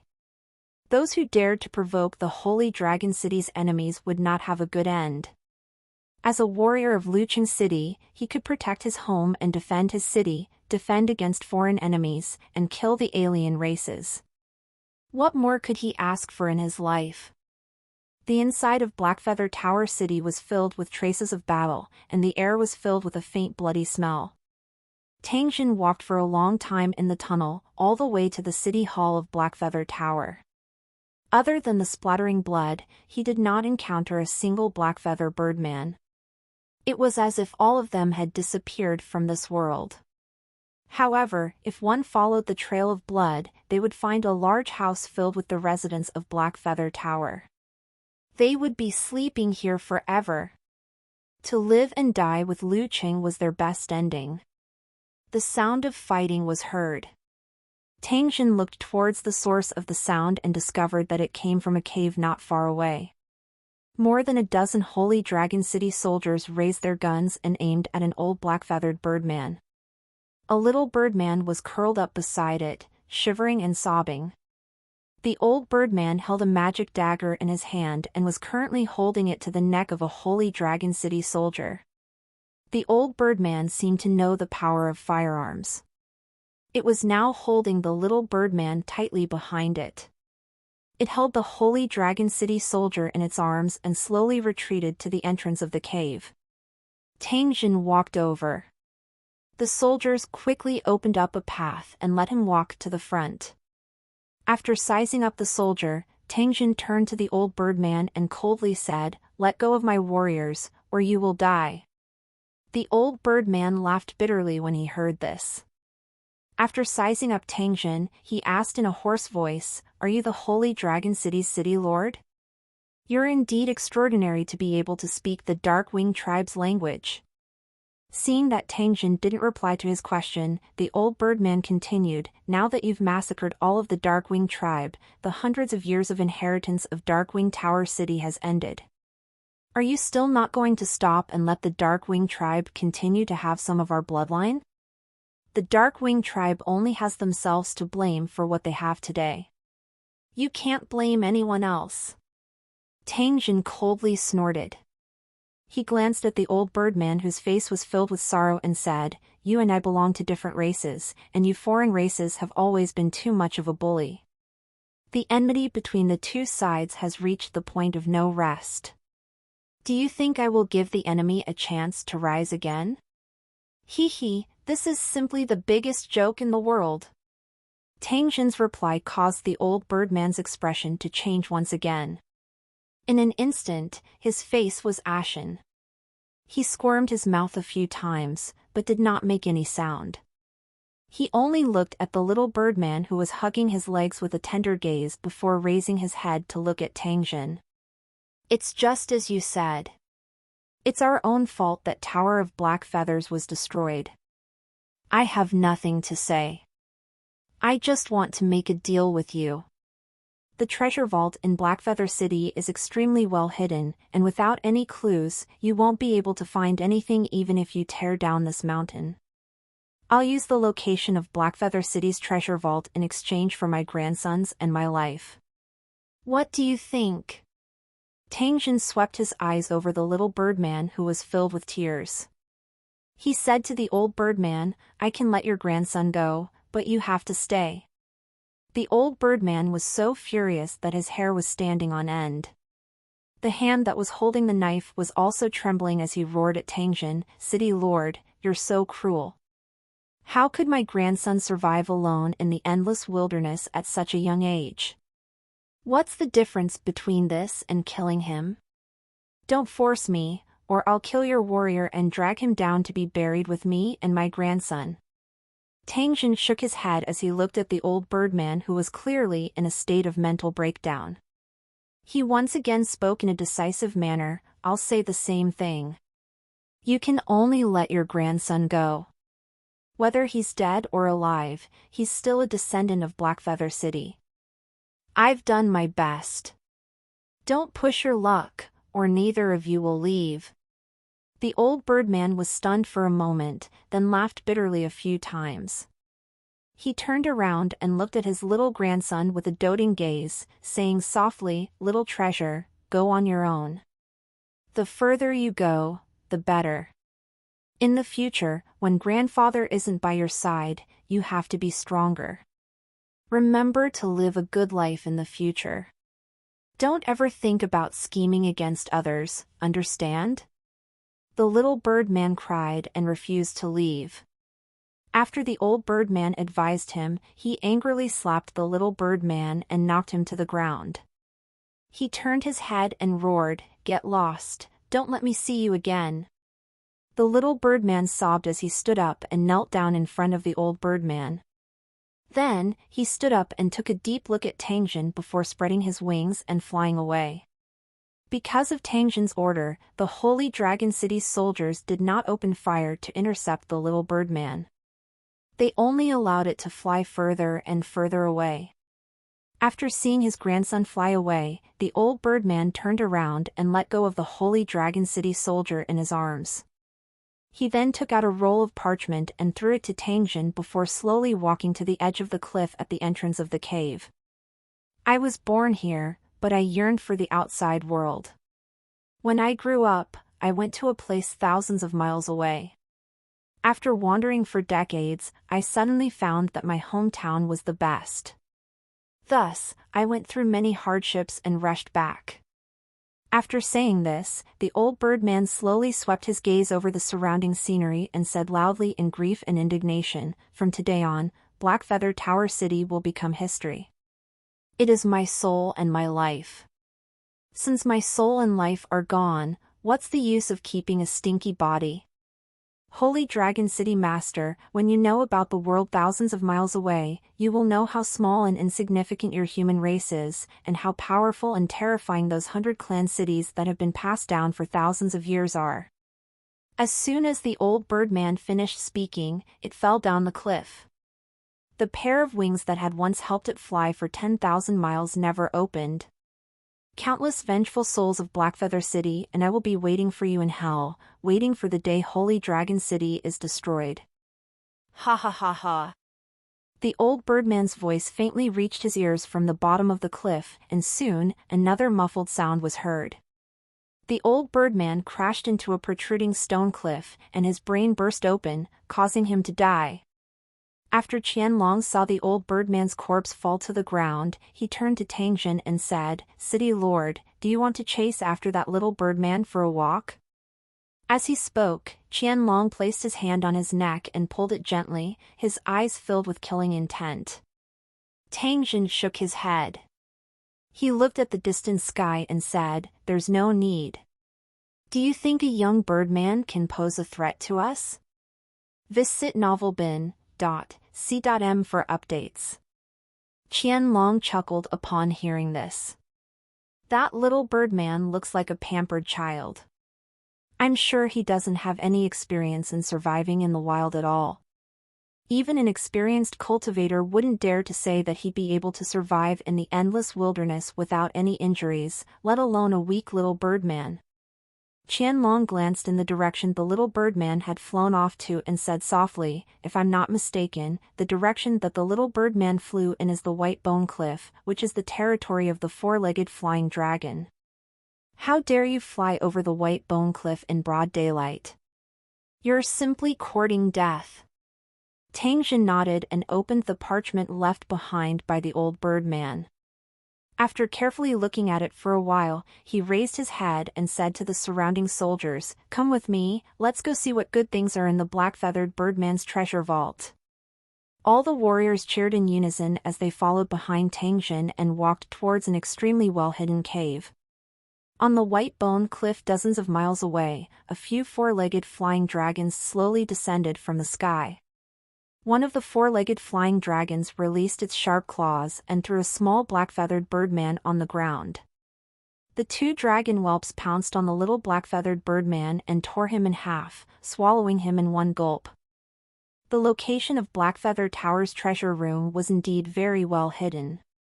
If he had not obtained the map from the old birdman, Tang Jin would have really dug 3 feet into the ground to search for it. After the completion of every tower, there would be a strange place. The strange thing about Tower of Blackfeather City was this maze-like underground passage. If one did not follow the correct route, they would fall into a closed dead end. They would not be able to find the exit and would be trapped to death. The Blackfeather Birdman had actually used this passageway to build a treasure vault in the tower. It was quite original. Tang Jin fulfilled his promise and let the little birdman go. The old birdman didn't play any useless tricks and told Tang Jin the true location of the treasure room. It was a matter of life and death. These treasures were meaningless to the old birdman. There was no need for him to risk his grandson's life. Unfortunately, there were many things in this world where luck did not exist. The old birdman was only betting on that extremely slim chance of winning, hoping that his grandson could survive in the endless wilderness, but in the end, he lost completely. Follow the latest novels n/velbin.com. Tai Seng and a few other warriors pushed the door of the treasure room open slowly. After confirming that there was no danger inside, Tang Jin walked in. Blackfeather Tower had been passed down for hundreds of years, so they still had some wealth. Although the number of brains was a little small, it was because Tang Jin had extorted them. Other than that, all kinds of things almost filled the entire treasure room. Other than a few items that he could identify, Tang Jin was completely at a loss as to what the other items were and what they were used for. In the Holy Dragon City's warehouse, there were too many items of unknown origin. They were all being kept safe until the day they found an erudite person to identify them one by one. They would then become the future auction items of the Holy Dragon City's auction house. Tang Jin would definitely gain enough reputation and wealth by relying on the treasures from Liu Cheng's treasure room. With a wave of his hand, he kept some of the seemingly more precious items into his storage space. He ordered the soldiers to box the rest and seal them. When they returned to the Holy Dragon City, he would hand them over to Murong Xian to manage and record them. After walking out of the treasure room, Tang Jin took away the foundation stone of Blackfeather Tower. The moment the foundation stone was taken away, Tang Jin seemed to hear a sorrowful cry from Blackfeather Tower. It seemed that the vitality of the tower had also disappeared with the removal of the foundation stone. The originally lively Blackfeather Tower seemed to have become mottled in an instant. After the treasure room was cleared, the rest of the Holy Dragon City's soldiers also finished their cleaning work. They put the spoils of war on the carriage and left Blackfeather Tower. With a loud bang, the cave in Blackfeather Tower was completely blown up. Black smoke rose into the sky, announcing the end of a non-human tower. "Go back!" Tai Seng roared and ordered all the soldiers to return to their chariots. After blowing the horn 3 times at Tower of Black Feathers, the chariots started to turn back. On the way back, Tang Jin didn't pilot the military helicopter. Instead, he kept it in his storage space and sat in the back seat of the military jeep, staring blankly at the gravel plain outside. Before the old birdman died, he had said that there were countless foreign clans buildings 10,000 li away. They had a history of 10,000 years, so one could imagine how deep their heritage was. Tang Jin wasn't afraid of these terrifying foreign tribe buildings. Instead, he really hoped to personally witness what these foreign tribe buildings looked like. As the Holy Dragon City gradually grew stronger, there would be a day when they would cross swords with a city of this level. However, he did not know what Holy Dragon City would become at that time. Tang Jin's thoughts drifted away as he thought about it. His entire person had also become quiet. A burst of noise woke Tang Jin from his thoughts. When he came back to his senses, Tang Jin discovered that there were two strange creatures in tattered clothes standing not far in front of him. The one in front was short and strong, like a large oak barrel. The beard that hung to the chest was tied up with a rope so that it wouldn't be messed up by the wind. The other goblin looked like a bloodthirsty goblin, but compared to the dirty and crazy monsters, this goblin was much weaker. There was even a monocle on its nose. This weird pair was standing in front of the convoy, each holding a hammer in their hands, looking around vigilantly. With a pistol in his hand, Tai Sing led a dozen Holy Dragon City soldiers to surround the two of them and ordered them to throw their weapons on the ground. Tang Jin silently watched for a while before jumping down from the military jeep and walking to the front of this strange pair. Judging from their appearances, they should be the dwarves and gnomes of the foreign race. Tang Jin had long heard of these two famous foreign races. It was just that he had no fate to meet them. Today, he had coincidentally met them all at once. After seeing Tang Jin walk over, Tyson pointed at the goblin with the small hammer and said, "When they saw our convoy, they immediately pounced on us like crazy. I don't know what they were planning to do. Some soldiers fired their guns as a warning. Who knew that after these two guys heard the gunshots, they actually stopped the convoy and mumbled something?" As soon as Tai Sing's words fell, the dwarf shouted in a rough voice, "My friend just wants to see your car and your flintlock. Why won't you let us see?" Tang Jin glanced at the bearded dwarf and replied in the dwarf's mother tongue, "This is our personal property. Why should we let you see it as you wish?" After the dwarf and goblin heard Tang Jin's answer, their eyes lit up. The goblin quickly took a few steps forward and spoke to Tang Jin in the dwarf language, "I'm a mechanic from Qinzhuan, and I'm very interested in your car and flintlock. As long as you, Qinzhuan, allow me to look at it, I'll let you name any conditions you want." The goblin stuttered when he spoke, as if he was not good at conversing with people. However, the desire to explore in his eyes made the originally wretched-looking goblin look taller. The dwarf at the side also looked at Tang Jin and helped the goblin explain, "My friend is a very talented mechanic, but his ideas are too unique and not accepted by his race. He's even ridiculed all day long, so he was forced to leave his hometown and wander around in the wilderness. Please grant its wish, or it will be so sad that it won't be able to eat for a few days. As compensation for watching, I can help you forge some weapons for free. As long as you have the materials, I can even forge emo weapons." Tang Jin's eyes flickered and a smile appeared on his face when he heard the dwarf say that he could forge magic weapons. Looking at the goblin who was staring at the war chariot and the dwarf who had a pleading expression, Tang Jin smiled and replied, "The car and flintlock that you want to see are the Holy Dragon City's top secrets. If you really want to see them, you have to agree to one condition of mine." "Just say it, I'll agree to any condition." The goblin immediately replied loudly with an impatient expression. The dwarf beside him also nodded slightly. He had no objection to the goblin's attitude, showing that the two of them were very close. Tang Jin looked at the strange pair and softly said, "After seeing the secret of my Holy Dragon City, you will have to work for my Holy Dragon City for 10 years. During this period, you are not allowed to leave even half a step. Otherwise, you can forget about your wishful thinking." After stating his conditions, Tang Jin was already prepared to tie them up. Who knew that after these two guys looked at each other, they actually nodded gently at Tang Jin and agreed to Tang Jin's conditions. Tang Jin could not help but feel a little suspicious in his heart as he watched the two fellows gobbling down the food in the car like hungry ghosts. Could it be that these two guys really had no place to eat, so they found an excuse to get close to the convoy, and then ran to Holy Dragon City to eat and wait for death? The facts proved that Tang Jin's worries were somewhat unnecessary. This was because that goblin did have some ability. After sitting in the military jeep for less than half an hour, it had come up with a lot of conjectures about the car, and they were actually close to the truth. The world of Luqing had cars from the original world that appeared occasionally, but they were basically in a state of scrap. Many natives couldn't come into contact with them.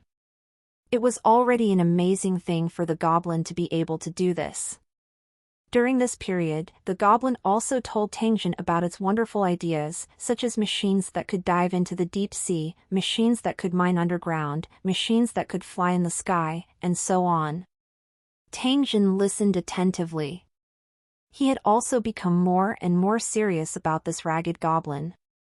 Although the things that the goblin had mentioned had already appeared in the original world, the working principle and operating principle were very different from what the goblin had imagined. The gnomes had created their own design concept based on the technology and products in the world of Luqing. Through the goblin's explanation, Tang Jin discovered that it had already started the experiment of extracting and converting the energy from its brain. Although there were no obvious results, there should be no problem with the general direction. Tang Jin had read the explanation of the use of brain energy by the Flashing Gold race, and some of it was actually in line with the goblin's thoughts. This also proved that the goblin was not lying. This guy was indeed a technical talent. He didn't expect that after attacking Blackfeather Tower, he would be able to pick up such an outstanding talent that he was in urgent need of on his way back. This made Tang Jin extremely happy. There was no need to say anything else. Since these two gay friends had already boarded his chariot, then they should obediently stay in Holy Dragon City for the rest of their lives. After rambling on for a while, they soon arrived at Holy Dragon City. Looking at the towering city walls and the unerasable dark red bloodstains on the walls, the two outsiders were shocked. With the return of the chariots, the entire Holy Dragon City was in a festive mood. The residents surrounded the warrior and listened to him talk about the battle. From time to time, they would exclaim in surprise. The dwarves and gnomes only knew a little about the human language. From the words and the expressions of the people, they could barely guess the reason for the celebration. However, this answer surprised the two of them. They had been wandering in the wilderness for many years and had never heard of a foreign race's city being destroyed by the human race. It was simply a fantasy. However, judging from the behavior of the residents of the city, this matter was very likely to be true. The two of them could not help but become cautious when they thought of Tang Jin having the ability to destroy a foreign clan city. Now, they knew that this was not a place where the alien races could do whatever they wanted. Otherwise, they might be beaten up by the residents of Luqing who didn't like them. After the welcoming ceremony ended, Tang Jin found a few residents who knew a little goblin and dwarven language and asked them to follow the two guys to study cars and rifles. Follow the latest novels n/velbin.com. After the two's research was over, the goblin named Ludo would enter the laboratory that Tang Jin had prepared for him and begin the research on the use of energy in the brain. The dwarves called Hearthhammer began to develop new battle armors for the Holy Dragon City's warriors, eliminating the simple armors produced in small workshops. After everything was arranged properly, Tang Jin prepared to purchase some equipment to assist the goblin Lu Dia's test according to her requirements. With the help of these artifacts, Lu Dia's research speed would be much faster.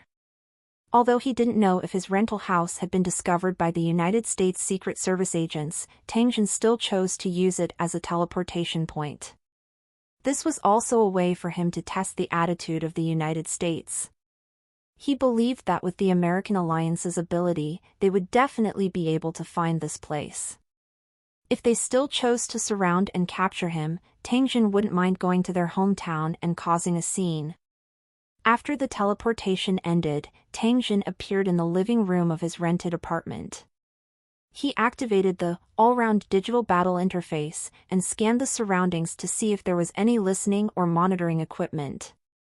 The results of the scan made Tangjin very satisfied. There was nothing in the surroundings that he didn't want to see. This meant that the Secret Service personnel either didn't discover this place or they wanted to use another method to contact Tangjin. Either the two guesses were wrong, or the American Secret Service agents were setting up an even more secure trap, waiting to give Tangjin a fatal blow. No matter what methods the other party wanted to use, Tangjin would just take it. Let's see who would win in the end. Slowly walking out of the house, Tangjin opened his car door and was about to drive away when Jin Mingjun and Lin Huiyan suddenly appeared at the door. They seemed to have been waiting outside for a long time, waiting for Tangjin to come out. After seeing Tangjin, Jin Mingjun walked up and complained to Tangjin, "Uncle, where did you run off to this time? I've been waiting at your door for a few days and finally found you." As she spoke, Jin Mingjun pouted her lips and looked angry. Tangjin glanced at the two of them and curiously asked, "I went out for a while and only came home last night. Also, why are you waiting for me at my door?" "Of course, I want you to be my master. I want to learn martial arts that can make people cry." "Why? Are you not going to teach me?" Jin Mingjun put on a clingy expression as she moved closer to Tangjin and hugged his arm, shaking it. At the same time, she raised her head and looked at Tangjin, revealing two shallow dimples at the corner of her mouth. Lin Huiyan cupped her hands in front of her chest and looked like she was begging as she stared at Tangjin. Tangjin felt that his arm had touched something soft. A fragrance assaulted him, and that soft feeling caused his mouth to be a little dry. He looked at the two girls in front of him carefully. They were tall and sexy, and their eyebrows were like a painting. They were so beautiful and lively. As Tangjin watched, he felt that his thoughts were a little out of control. He quickly turned his gaze, opened the car door, and sat in it. "I'm very busy these 2 days, how about we talk in a few days?" Tangjin said to Jin Mingjun and Lin Huiyan as he started the car. "All right, give me your phone number so I can contact you." Jin Mingjun took out her phone and asked for Tangjin's phone number before letting him go and leaving with Lin Huiyan. Tangjin looked at the figures of the two girls as they left. He smiled slightly before driving to the market. After running around the various shops, Tangjin had gathered all the items and equipment he needed. Just as he was about to return to his rental house and teleport back to the Holy Dragon City, his phone suddenly rang. He picked up the phone and saw that it was Jin Mingjun's number. "This little girl, what's the matter?" Tangjin pressed the answer button, but it wasn't Jin Mingjun's voice that came from the phone. Instead, it was the pig-headed young man who deserved a beating. He asked in an anxious tone, "Are you Mr. Tang? Are Mingjun and Huiyan with you?" The two of them are gone, and only this phone was left in Mingjun's house. "I couldn't find them even after looking for a long time, Ying Luo." Tangjin's heart was startled when he heard this. An extremely bad feeling welled up in his heart. "Where are you? I'll rush over immediately." After asking for the address, Tangjin immediately ran towards the pig-headed youth's location at his fastest speed. The car's accelerator had been stepped on by him. The exhaust pipe gave out a harsh roar and the car continued to move forward in the rolling traffic. As Tangjin passed by, the frightened drivers kept honking and sticking their heads out at the same time, cursing at the pickup truck that was passing by. A police car had its eyes on Tangjin and immediately chased after him, trying to stop him. Unfortunately, Tangjin's car was like an extremely slippery mudfish in the shuttling traffic. It passed through the gaps of countless cars without any danger. Its speed had already reached the limit of this car. Looking at Tangjin's seemingly skilled driving route and the police cars behind him being left far behind, many passers-by whistled in excitement. Then, they told this scene to their friends or posted it on their own social circles. Tang Jin's face was dark. As he operated the car, he used the Universal Electronic Kit to search for the two girls' location. A large amount of data was quickly filtered out, and Lin Huiyan's personal information appeared, including her communication number. After calling Lin Huiyan's number and realizing that her phone was turned off, Tang Jin forcefully turned it on and locked onto the phone's location. After sweeping a glance at the red dot on the map, Tang Jin once again increased his speed and headed straight for the pig-headed young man's location. Creak! The sound of a car horn alarmed the pig-headed young man. He looked up and saw a pickup truck speeding over. When it was near him, the car drifted and stopped beside the young man. "Get in the car!" Tang Jin shouted at the young man. The pig-headed young man immediately jumped onto the front passenger seat. Before he could sit down firmly, Tang Jin had already whizzed away. The pig-headed young man, Lin Huishuan, who was Lin Huiyan's brother, leaned his body against the back seat. Before Lin Huishuan could recover from his shock, Tang Jin once again rushed into the path of the few cars in front of him, causing Lin Huishuan's head to hit the car window. Discover dated novels on NOV/E/Lbin.co.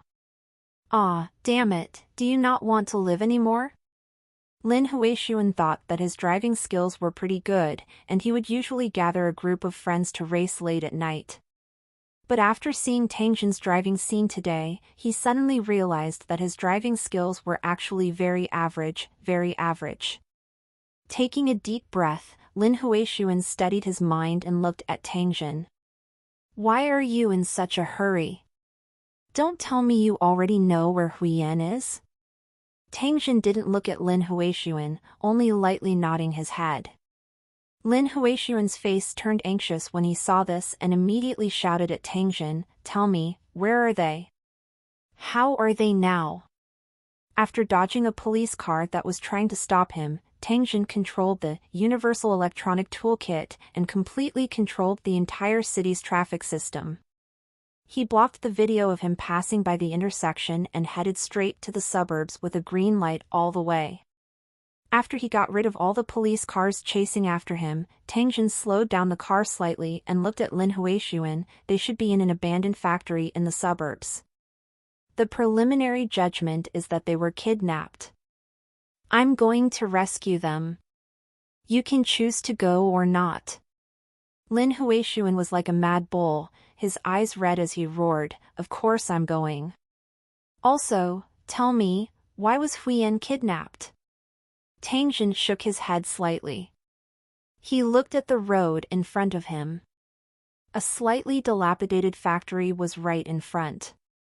The factory might be very dangerous. It's best if you don't go in.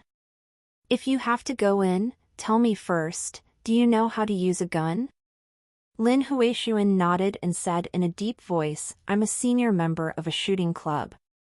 I've been in contact with all the famous gun brands." "All right then. Go to the back and pick a weapon that you're comfortable with." With a thought from Tang Jin, a pile of standard firearms and ammunition appeared in the back seat. Lin Huishuan turned around and was immediately shocked. The back seat of the pickup truck was filled with military firearms of different lengths, and they were all brand new. Jumping through the gap in the driver's seat, Lin Huishuan picked out a standard American military gun, a pistol at his waist, and 7 or 8 magazines in his pocket. After the weapon selection, Lin Huishuan looked at Tang Jin and asked, "Mr. Tang, who are you? Why do you have so many prohibited weapons?" Tang Jin didn't care about Lin Huishuan's doubts. Instead, he drove the pickup truck and slammed it into the factory's gate. After the emergency brakes stopped, Tang Jin jumped out of the car, casually pulled out a rifle, and loaded it. He then headed straight for the tallest abandoned building in the factory. Seeing this, Lin Huishuan hurriedly followed, looking around vigilantly at the same time. On the parapet on the roof, a man with a headscarf suddenly stood up, aimed at Tang Jin, and pulled the trigger. The sudden gunshot made Lin Huishuan turn pale with fright. He was just about to find cover to hide and determine the shooter's position when he suddenly saw Tangjin's gun pointing upwards without even lifting his head and firing a short burst of fire. The man on the roof didn't even make a sound before his head was blown off by the bullet, and he fell from the roof. Lin Huishuan looked at Tangjin in surprise. He was in awe of Tangjin's marksmanship and quickly followed him closely. At the same time that Tangjin killed the gunman, a man in charge of observing from a distance whispered into his communicator, "One of our members has been shot dead. The target's marksmanship is extremely accurate. All personnel, please take note." Just as the observer's voice fell, he saw Tangjin, who had walked to the door, suddenly turn around and pull the trigger while aiming at his position. The scout was shocked. Just as he was about to dodge, a rifle bullet drilled into his forehead and went through. At the same time, a three-dimensional building map appeared in front of Tangjin's eyes. Dozens of red dots appeared in every corner of the building. They were the enemies who were wearing the same communication equipment as the observer. The Universal Electronic Kit had locked onto their location through the communication signal. Through the content displayed on the map, Tangjin discovered that there were nearly 20 people gathered on the top floor. They seemed to be guarding something. If the two girls had not been moved, they should be on the top floor. After confirming the basic situation in the abandoned building, Tangjin quickly rushed to the top floor. The sound of gunfire continued to ring out. The enemies who were responsible for blocking the attack were shot down by him one after another, and they fell to the ground in a mess. Lin Huishuan, who was following closely behind, felt his heart beating wildly. Although this fellow was usually extremely irascible and would fight with others from time to time, it was not worth mentioning when compared to the scene before him. The intense gunshots and the scene of blood spurting out made his heart beat wildly, and his adrenaline shot up. However, he also felt abnormally excited. As they drove straight in, the two of them got closer and closer to the top floor. Looking at the godlike Tangjin in front of him, Lin Huishuan couldn't help but feel even more curious. What exactly was the background of this man with superb skills and godly spear skills? 3 gunmen in black with submachine guns peeked out from the room in the corridor, aimed at Tangjin, and pulled the trigger. The metal bullets flew in all directions in the corridor, and the ricocheting bullets whizzed past Lin Huishuan's ears. He was so scared that he didn't even dare to raise his head. Such an intense and bloody battle scene was not something a rookie like him could deal with. The most correct method was to obediently hide behind Tangjin to avoid being accidentally injured by stray bullets. Pa pa pa. Faced with such a dense barrage of bullets, Tangjin held a gun in one hand and accurately killed the 3 gunmen blocking his way. After which, he strode into the corridor. With the map's prompt, Tangjin was able to clearly see every enemy's hidden position. The instant those gunmen extended their heads to shoot, he directly pulled the trigger and knocked them to the ground. After taking another flight of stairs, he would reach the top floor. A few human figures flashed past the stairway. Tangjin took out a hand grenade and threw it at the position where the enemy was hiding. Boom! After a loud noise, several red dots on the map disappeared at the same time, indicating that the enemy had been killed. After Tangjin rushed into the top floor of the abandoned building, a rain of bullets immediately came flying at him. However, they were blocked by the divine art barrier that Tangjin had activated, causing ripples to appear. At the same time, the rifle in Tangjin's hand continued to spit fire and knocked down more than 10 enemies on the opposite side. "Stop immediately, or I'll kill the 2 of them." A threatening voice sounded, causing Tangjin to stop shooting. He looked at the position in front of him. The 2 girls were tied up with tears on their faces. Each of them was hung up by a rope and hung on an iron pipe pulley that extended from the roof to the wall. Currently, the bodies of the 2 women were hovering in the sky outside the top floor. They were looking at Tangjin with helpless expressions. A strong man in black grabbed the other end of the rope with both hands. As long as he let go of his hands, the two girls would fall from the sky. They were tens of meters above the ground, and ordinary people would definitely die if they fell. Tang Jin looked at the 10+ enemies in front of him. He slightly lowered the rifle in his hand and coldly said, "Who are you? What do you want?" A man wearing a black mask took a step forward and said to Tang Jin, "Hello, Mr. Tang Jin. Our organization admires you very much and would like to invite you to our headquarters as a guest. However, we're afraid that you'll refuse us, so we've come up with this plan. Please forgive us for our rudeness and accept our invitation. Otherwise, these two beautiful girls will die because of you."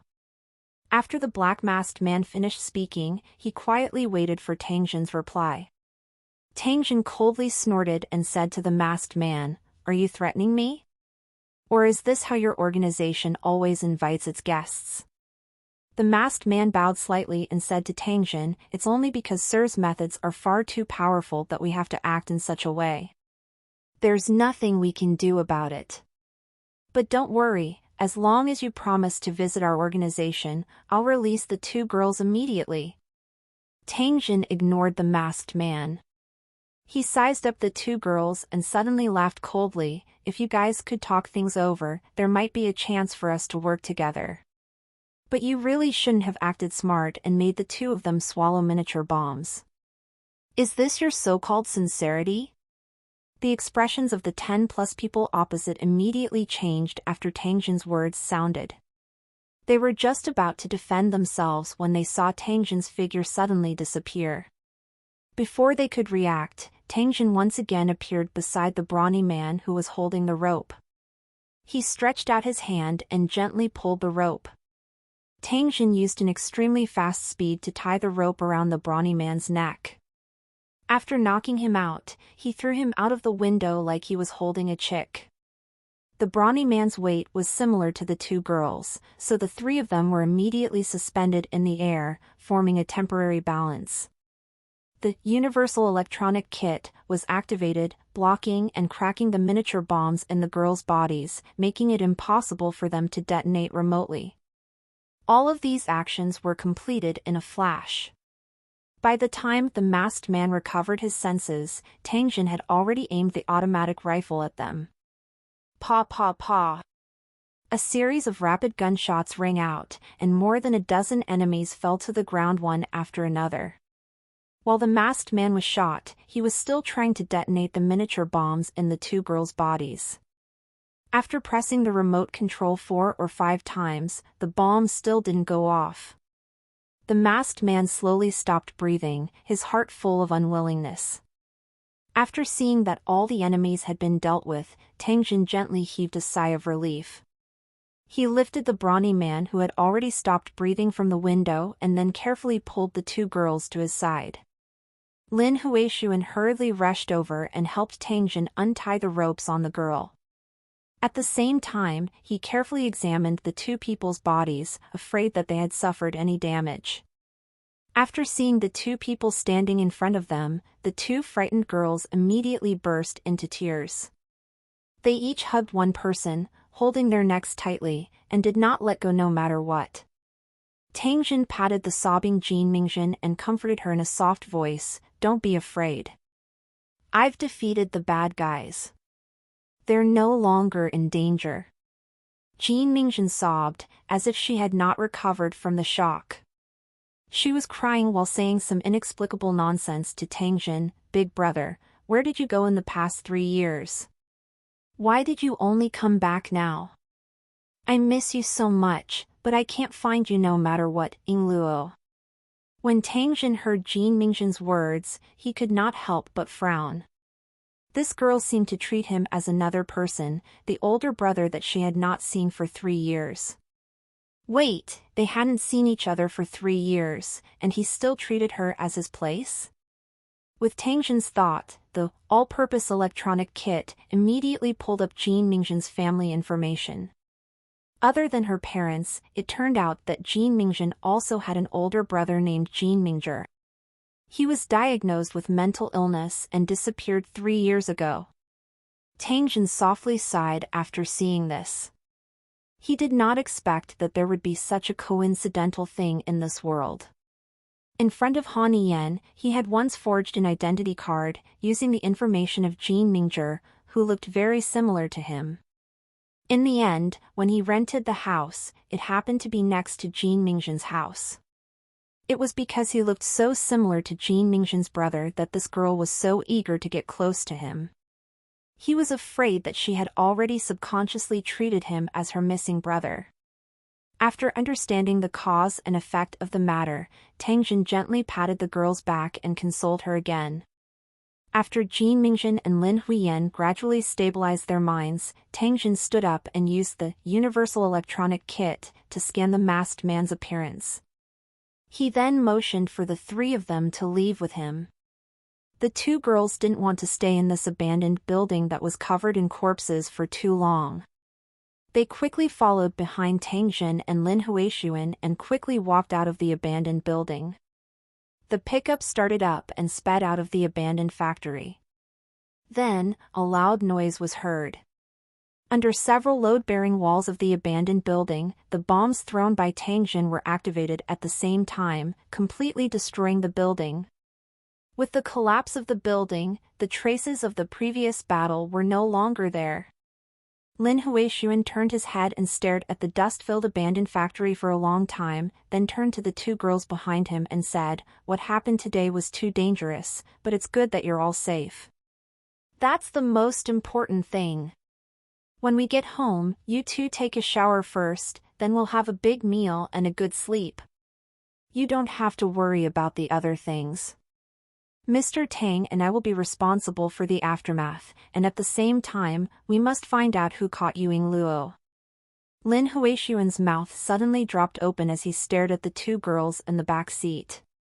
When Tang Jin saw Lin Huishuan's strange expression, he turned his head and looked back. He suddenly felt as if he was struck by lightning. In the wilderness of the suburbs, the speeding pickup truck slowly came to a stop. Tang Jin shut the car door and took out a cigarette from his pocket. After slowly lighting it up, he took a deep puff.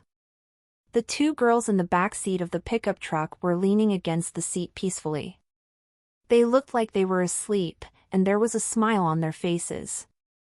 However, at the corners of their mouths, a trace of scarlet blood was flowing down, forming a sharp contrast with their white skin.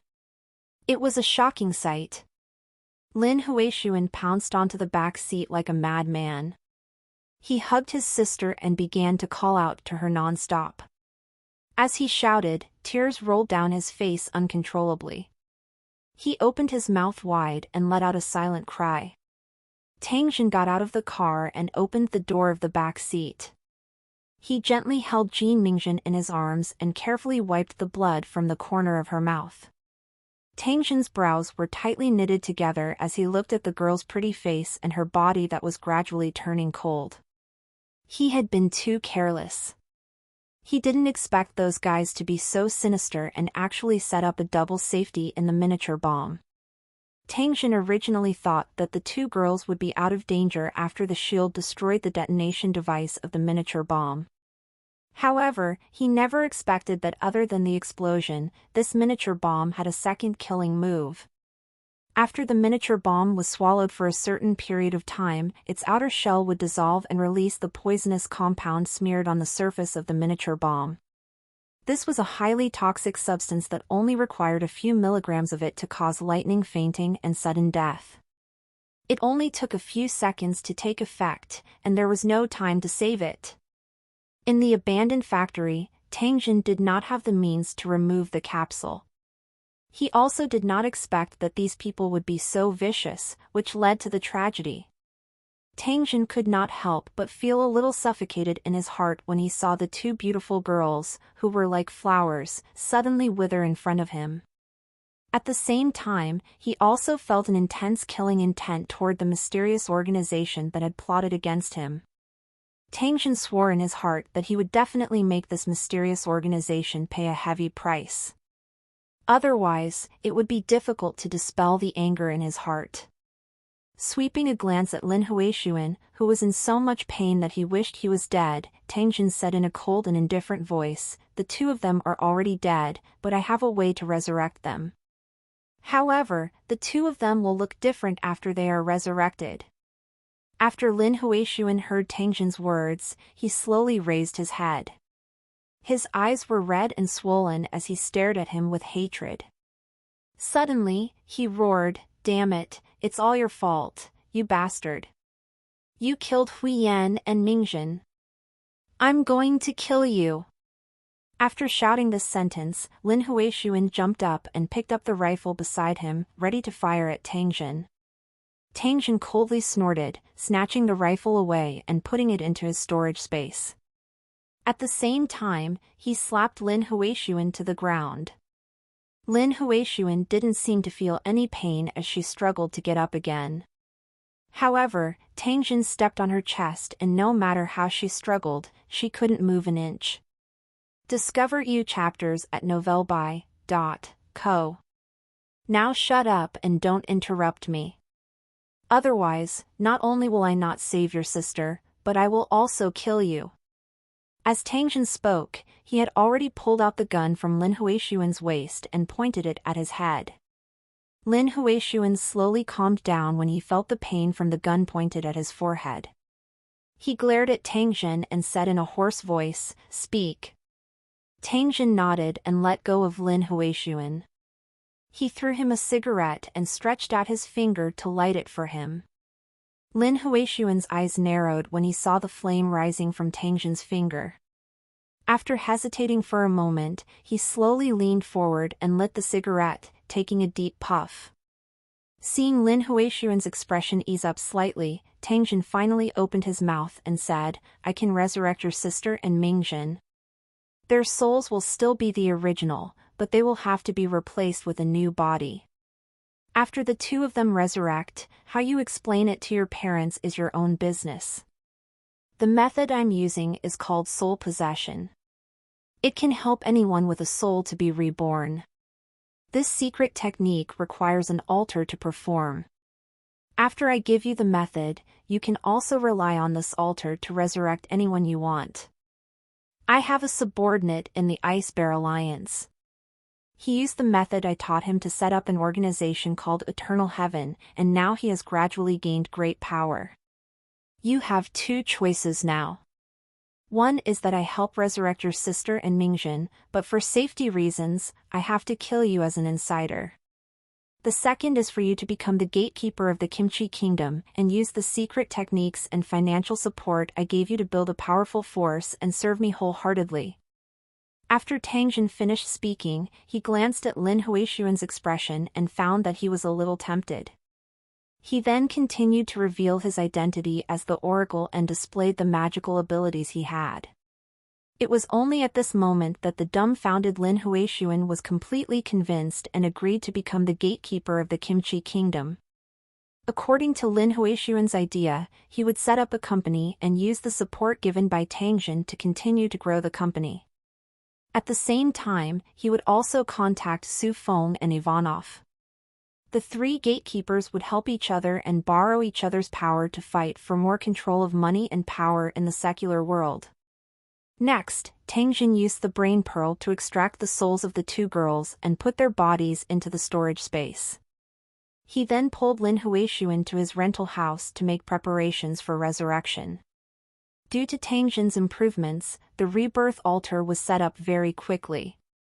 While Tang Jin was piecing the modules together, he also had to explain the principles and how to operate the altar to Lin Huishuan. After the rebirth altar was set up, Tang Jin teleported back to the Holy Dragon City. He took out two perfect female bodies from the fruit of the mother tree and brought them back to the rental house. Seeing Tang Jin appear out of thin air, Lin Huishuan's expression was slightly surprised, but he quickly regained his calm. However, when he saw Tang Jin conjuring two perfect female bodies with a wave of his hand, he could no longer suppress the curiosity in his heart and asked Tang Jin about the origin of these bodies. Lin Huishuan's mouth was wide open when he heard that the bodies came from the fruit of a giant tree. He was also filled with yearning for the divine realm that Tang Jin had mentioned. After placing the two bodies into the blood pool, Tang Jin used the purple lightning short sword to cut open the glabella of the bodies and implanted the brains that contained the souls of the two girls into their heads. Due to the special cultivation method, the bodies had a super strong healing ability. In just a few minutes, the cuts on the two bodies were completely healed, and there were no scars. The soul-lodging secret technique that Tang Jin had used on the two girls was an even higher level version. It could ensure that the two girls could be reborn an infinite number of times without their brains being destroyed. After Tang Jin's experiment was successful, even if their brains were shattered, the two women would be able to complete the soul transmission at the instant of their death and revive from another spare body. This was the terrifying aspect of the soul-lodging secret technique. With its existence, it was equivalent to Tang Jin having an undead army. Who in the world would dare to challenge its edge? Well, truckers, that's all for this part. See you all in the next part.